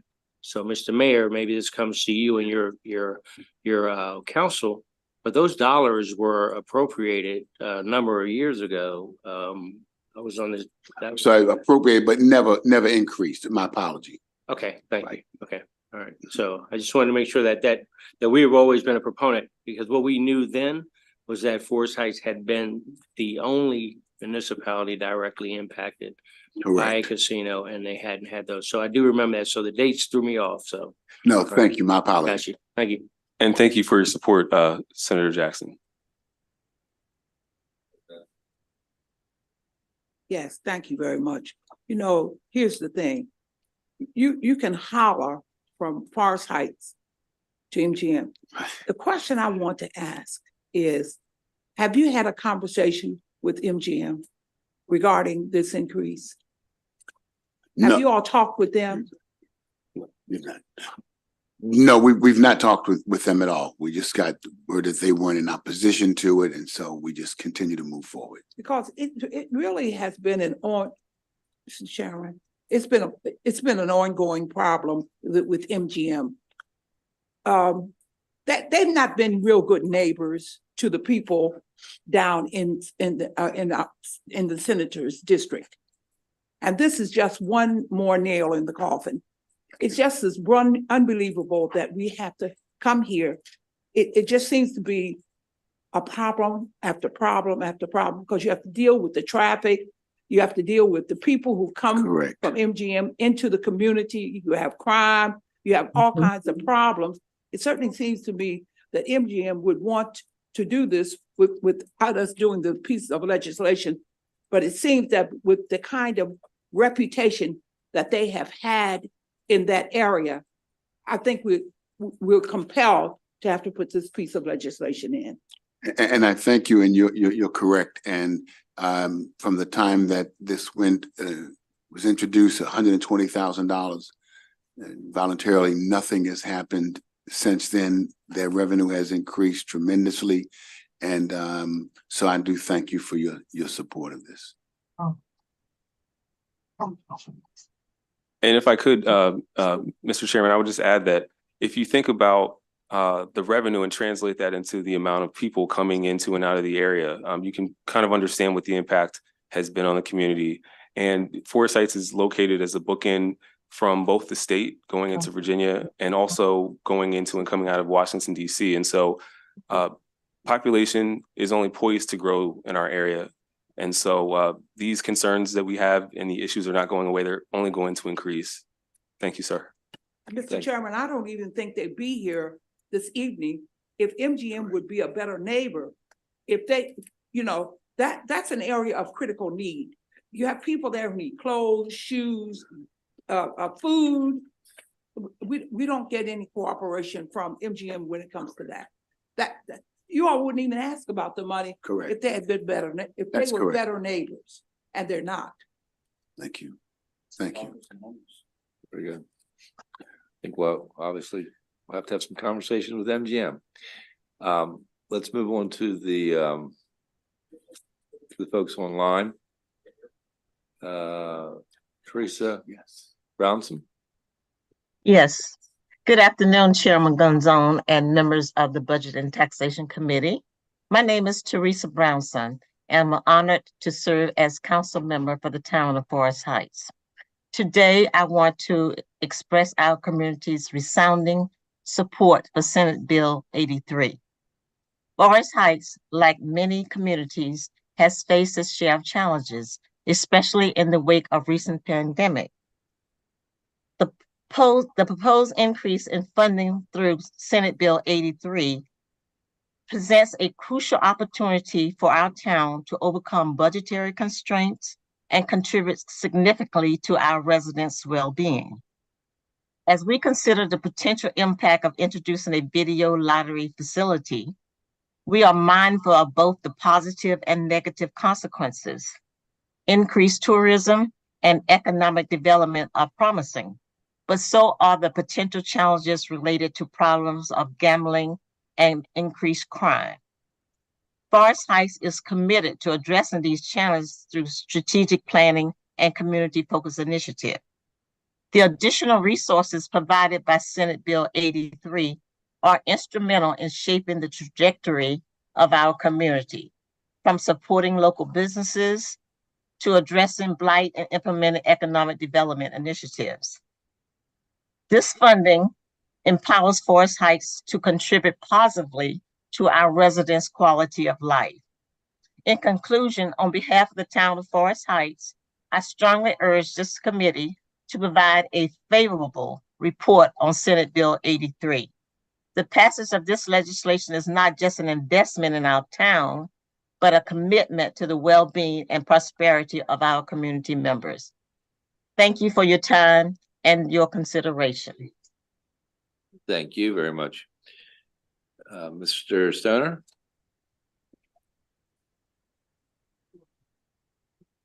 I think you're on mute, sir. Hear me now? Yes. Yeah. As the former mayor of Forest Heights, I must say this is something that's been forthcoming. The town of Forest Heights has been losing out for quite a long time. And I tell you, as the former mayor, I mean, National Harbor should have been contributing funds to the town. I mean, we're in need of funds for our infrastructure and a new police station. And I must commend you for introducing Bill number 83. And I think that it is in both our best interests for National Harbor, MGM, to contribute more funds to the town.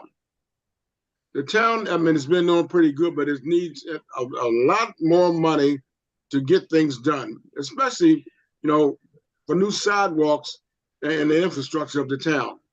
Our budget is not that good, and we're well in need of more funds. And it's quite time for MGM and National Harbor to contribute more to the town because of increased budgets. And I must say, I'm really proud that you're introducing this bill today. And I'm hoping that, you know, you will come across with a favorable solution to the problem. Thanks a lot. Thank you very much. We have others? Yeah. And you said there was one that wasn't signed up. Yeah, but she's not needed to be sponsored. She can testify if she comes back in. Thank I'll you. let her do that. Thank you. Thank you. It's a town clerk, Shanika Hawkins, who was coming, but now we have let's see, we have Joe Mr. Joyner and Lawson. Yes. Go ahead, Mr. Joyner. Good afternoon, Chairman Gazone and members of the Budget and Taxation Committee. My name is Joseph Joyner. I am writing to express my full support for Senate Bill 83. As a resident of the town of Forest Heights, I believe that the increased funding proposed by SB 83 will be instrumental in supporting initiatives to attract businesses, both local and new, while mitigating potential negative impacts associated with the nearby casino. Firstly, the additional funding presents a valuable opportunity to implement strategic initiatives that would attract new businesses to Forest Heights. With careful planning and investment, we can create business-friendly environment, offering incentives and support to local entrepreneurs while also enticing external businesses to establish roots within our community. Moreover, the challenges associated with the nearby casino, such as increased traffic and potential strain on local resources, necessitate proactive measures. The funding proposed in SB 83 provides the means to address these challenges head on.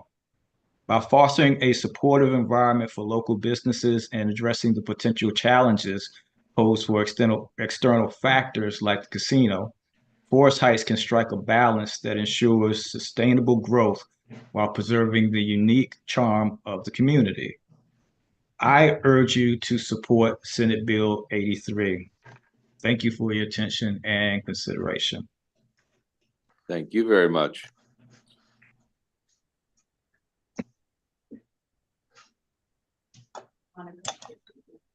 Monica Lawton. Okay, I'm Lawson. here. Yes. Mhm. Good afternoon, Chair Gazoni, members of the Budget and Taxation Committee, and Mayor Lilly. My name is Monica Lawson. I'm writing to express my strong support for the Senate Bill 83, and I am eager to testify on behalf of its positive impacts on the town of Forest Heights. As a longtime resident of Forest Heights, I believe that the increased funding proposal in SB 83 will play a pivotal role in supporting crucial initiatives. One of the primary concerns in our community pertains to the state of our roads. The increased traffic, particularly from the nearby casino, has taken a toll on our local infrastructure. Senate Bill 83 provides an invaluable opportunity to address this issue by allocating funds for road improvements and maintenance. By investing in our roads, we can enhance safety, alleviate congestion, and improve the overall quality of transportation within the town of Forest Heights. Furthermore, the economic development initiatives supported by the proposed funding are essential for the continued growth and prosperity of our town. With strategic initiatives, we can attract new businesses, encourage entrepreneurship, and create a vibrant economic landscape. This, in turn, will contribute to the overall well-being of Forest Heights residents and ensure the long-term sustainability of our community. In conclusion, I respectfully urge the committee to lend their support to Senate Bill 83. The proposed funding is not only an investment in the physical infrastructure of Forest Heights, but also a strategic move to stimulate economic development and ensure a prosperous future for our community. Thank you for your time and your consideration. Thank you, Ms. Lawson. Any questions for any of the witnesses so far? Have we have any more? This is the clerk? Yeah. Okay, great. Is it Hawkins? Shanita, yes, Hawkins. Ms. Hawkins, you can begin. Actually, thank you, but I was not speaking today. I appreciate it. Oh, She's observing. okay, very good. Is there anyone else? Okay, that concludes the number of witnesses we have on that bill today. Thank you, Senator. And again, thank you colleagues for your support. We really appreciate it. And should you decide to vote on it today, I urge a favorable report. Thank you. Thank you, Chairman of the committee.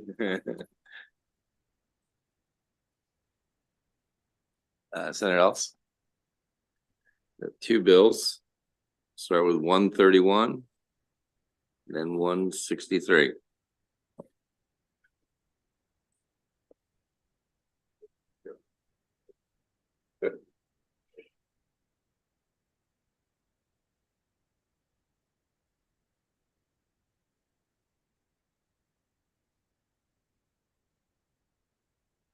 Good afternoon, Chair Gazon, Vice Chair Rosa Pepper, members of the Budget and Taxation Committee.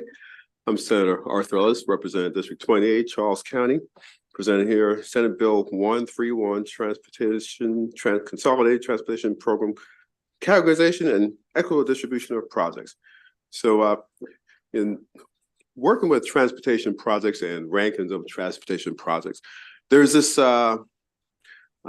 mystery box, and very few people know how these projects are ranked and categorized. If you go into the Consolidated Transportation Program Plan, a thick book, 500 plus pages, in the back there's the rankings, and you have rail projects, you look at the Southern Maryland Rapid Transit, which is body approved, you have road projects, you have garages, parking garages, everything just lumped in. And I spoke with MDOT secretary and I think, well, I know they submitted a letter of information about this and saying that the train commission, with the commission studying transportation revenues, is, I know, Mr. Chair, you're on that commission, is really looking at this. And so I just want to kind of talk about it a little bit and step back a little bit. So I didn't want to kind of spend a lot of time with witnesses and stuff like that today, because in respect of the work the train commission is doing, I would kind of like defer to them. But currently, that list have 42 projects in Maryland. And, you know, on the first page of the project list, it's like 30% of the projects are in one county. And it's just a potpourri of different projects. Very important projects, Southern Maryland Rapid Transit, which goes through Southern Prince George's County and Charles County, which I'm just thankful for this body to fund over a few years ago. And it's really ongoing and just meant to alleviate the worst traffic congestion in the USA. Southern Prince George's County and Charles is going forward, and I thank you for that. But that project is like at the bottom of the list, 32, at like 41, I think, listed, and that's not the problem. The issue is, it's a good thing being on the list. The problem is just everything is together, and I'm just happy that the train commission is working on that issue to solve that issue. And so I will kind of defer this bill and monitor, and you know, I'll continue to work with folks in the industry to kind of make sure that we have a so much better understanding of our priorities and a equal distribution of the resources, because you go into certain jurisdictions and you're like, wait, am I in Maryland? The roads are terrible, and so we want to make sure that the resources are distributed in an equitable way. So there's a lot of work going on in respect of, like I said, the train commission and the administration who really took this issue up. I will kind of say thank you for hearing, and I wish for a favorable report on the issue going forward. So thank you, Mr. Chair. Thank you, Senator. Members. Thank you, appreciate that. Yeah, we certainly know you're passionate about these issues, and it's important things we've got to resolve. So thank you. Are you ready to move on to 163? Yes, sir. Okay, great. Again, thank you, Chair and Committee. I'm Senator, for the record, Arthur Ellis from Charles County. Presented Senate Bill 163, the Charles County Public Library Imagination Program, which is a reading program for birth through 5 years old. The ask is $93,000 to provide books to babies birth through 5 years old in Charles County through the Dolly Parton Imagination Library. So this body passed the bill in the Senate in 2022, and it went and did not survive in the House. So this is an important issue. I've learned so much about early childhood education.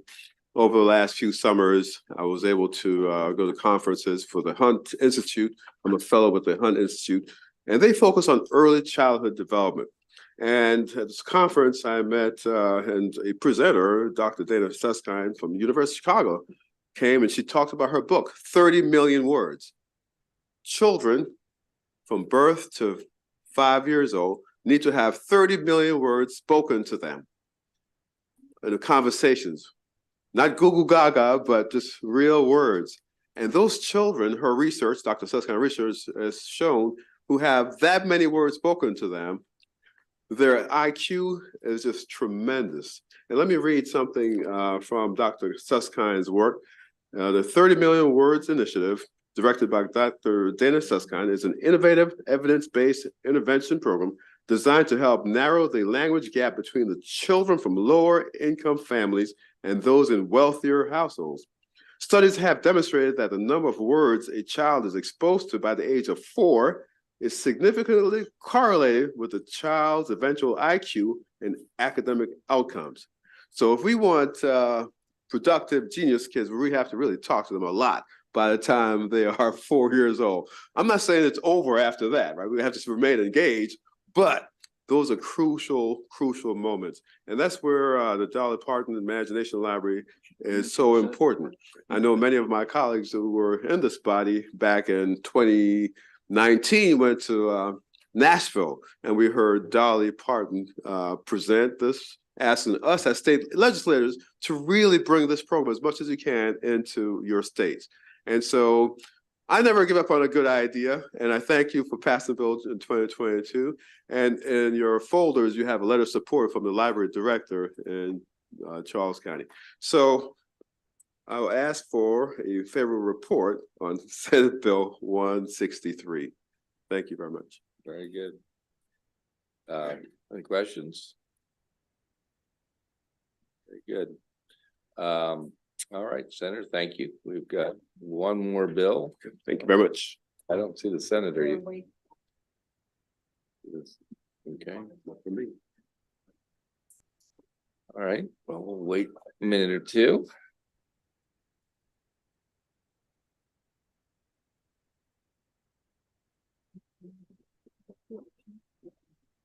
What's that? It's jointly sponsored. Yeah, you want to see if Senator Washington, I can. Mary Washington. She wants to come over.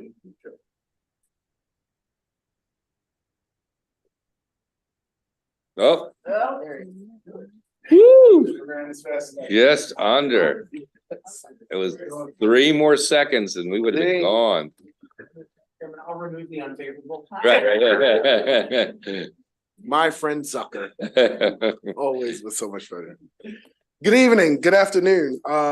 Budget and Tax Committee, Mr. Chair, Mr. Vice Chair, members of the committee, Senator Antonio Hayes for the record. It's a pleasure to be here for the second consecutive day on Senate Bill 194.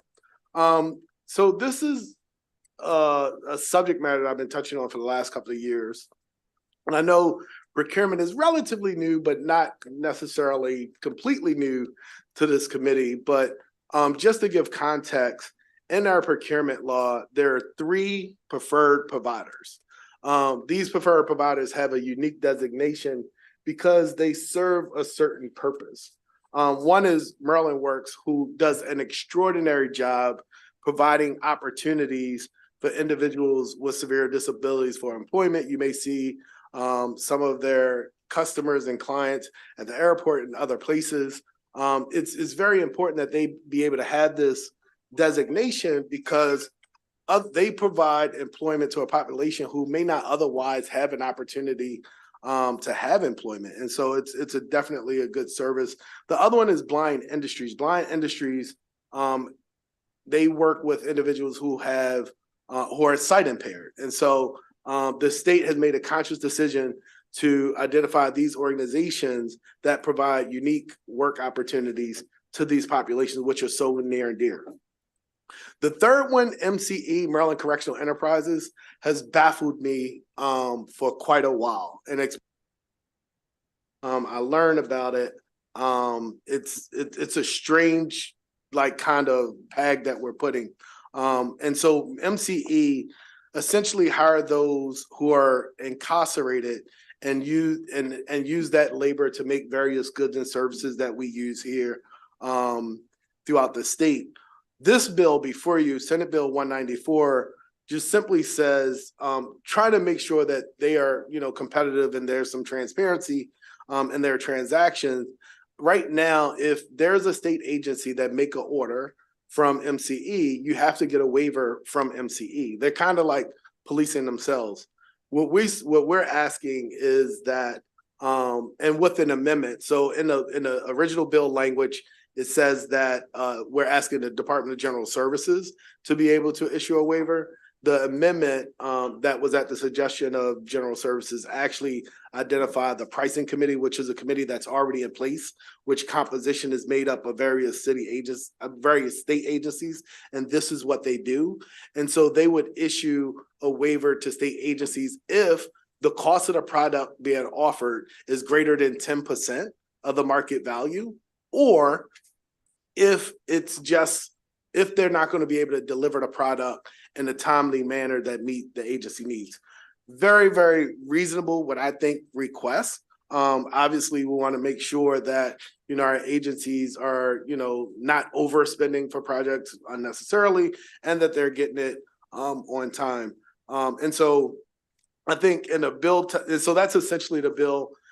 We do have some information, I think it's a letter of information from MCE, as well as some support from the University of System Maryland. There's one letter that I'm aware of, which is unfavorable from ASME, which is the weirdest thing that I've ever seen. They don't speak to the bill at all. It's way off base. And I didn't even know that they were going to write a letter of unfavorable. It was a surprise to me, but that's okay. It just doesn't speak to the bill. It's irrelevant to the situation. We just want to make sure that our state agencies had the benefit of some competitiveness.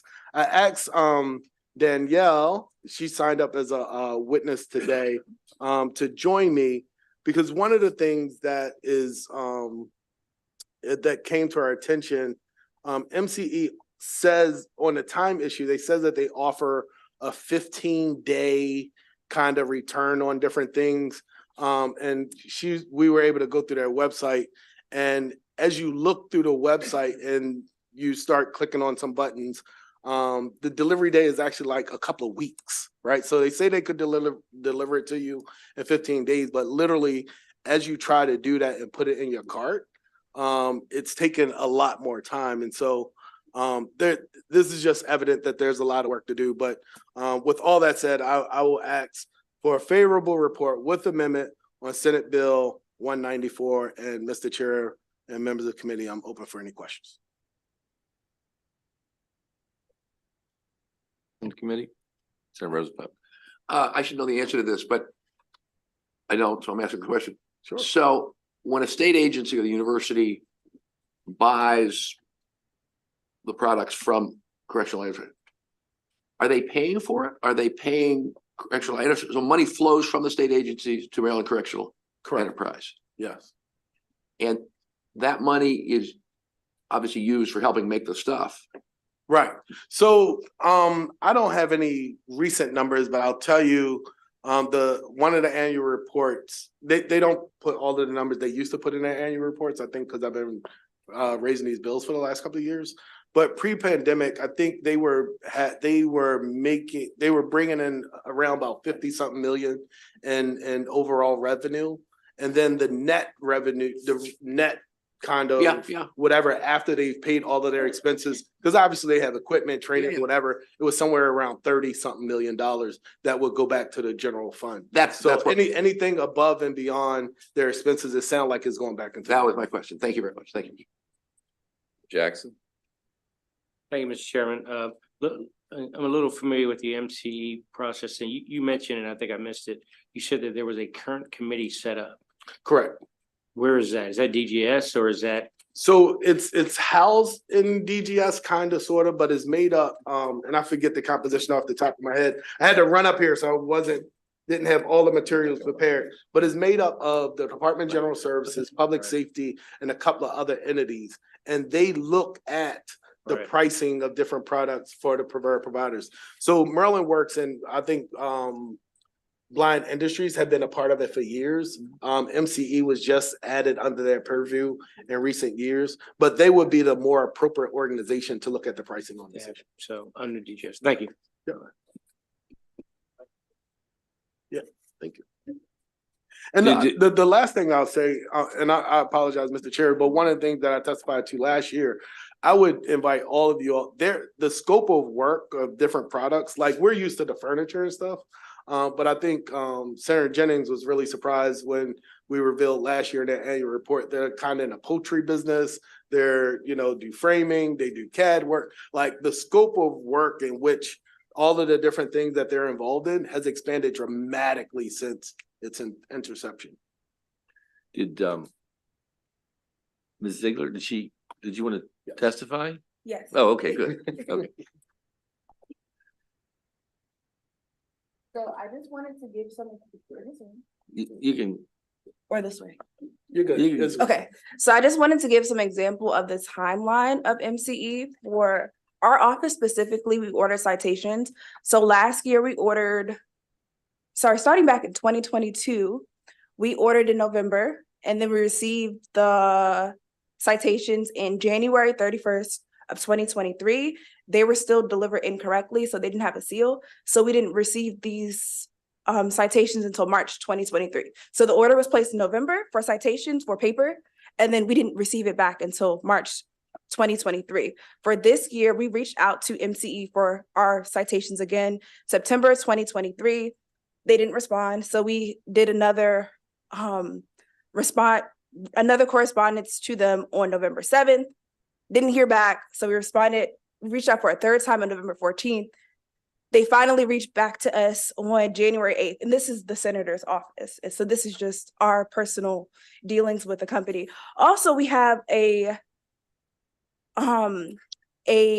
business owner that came to us. He actually testified on Senator Hayes's bill last year for his MCE bill. So he is a minority business owner, and a company came to him because they wanted him to make the services. They had to reach out to MCE to get a waiver. They denied the waiver. So this has been 2 years and they still have not received the product. So that's just like another example of the timeline. So what I wanted to show you on the screen is the MCE website. What they say now is that they have this quick ship option. So when you go to quick ship, let's say I scroll down and I want to order some furniture. So in this case, I will say this Annapolis L-shaped desk. I'm going to add it to my cart. Once I add it to my cart, I can click over because this quick ship says it's 15 days. When I go to the delivery times and I look at the Annapolis collection, and it actually says 12 to 16 weeks. So from the website with their new option for quick ship, it's not actually quick ship. If you go down and look at all of these timelines, some are like 14 to 16 weeks, some are 10 to 12 weeks. It varies, but that is not accurate. Maybe if you're getting a graphic done, it says 2 to 4 weeks, but in our example, we requested it back in November and we have not received it. So just some examples of the timeline. So part of this bill is to actually have them report on their timeline. I think in the MCE testimony, they said that they're not able to report by item as to how long their timeline is, but gave like a summary of an estimate for each item, how long it takes. But based on our personal experience, it does not take the 2 to 4 weeks. We've been waiting for about 3 months now. Thank you. Well, thank you. Appreciate it. I'm gonna have to ask my staff about this. Any other questions? Okay.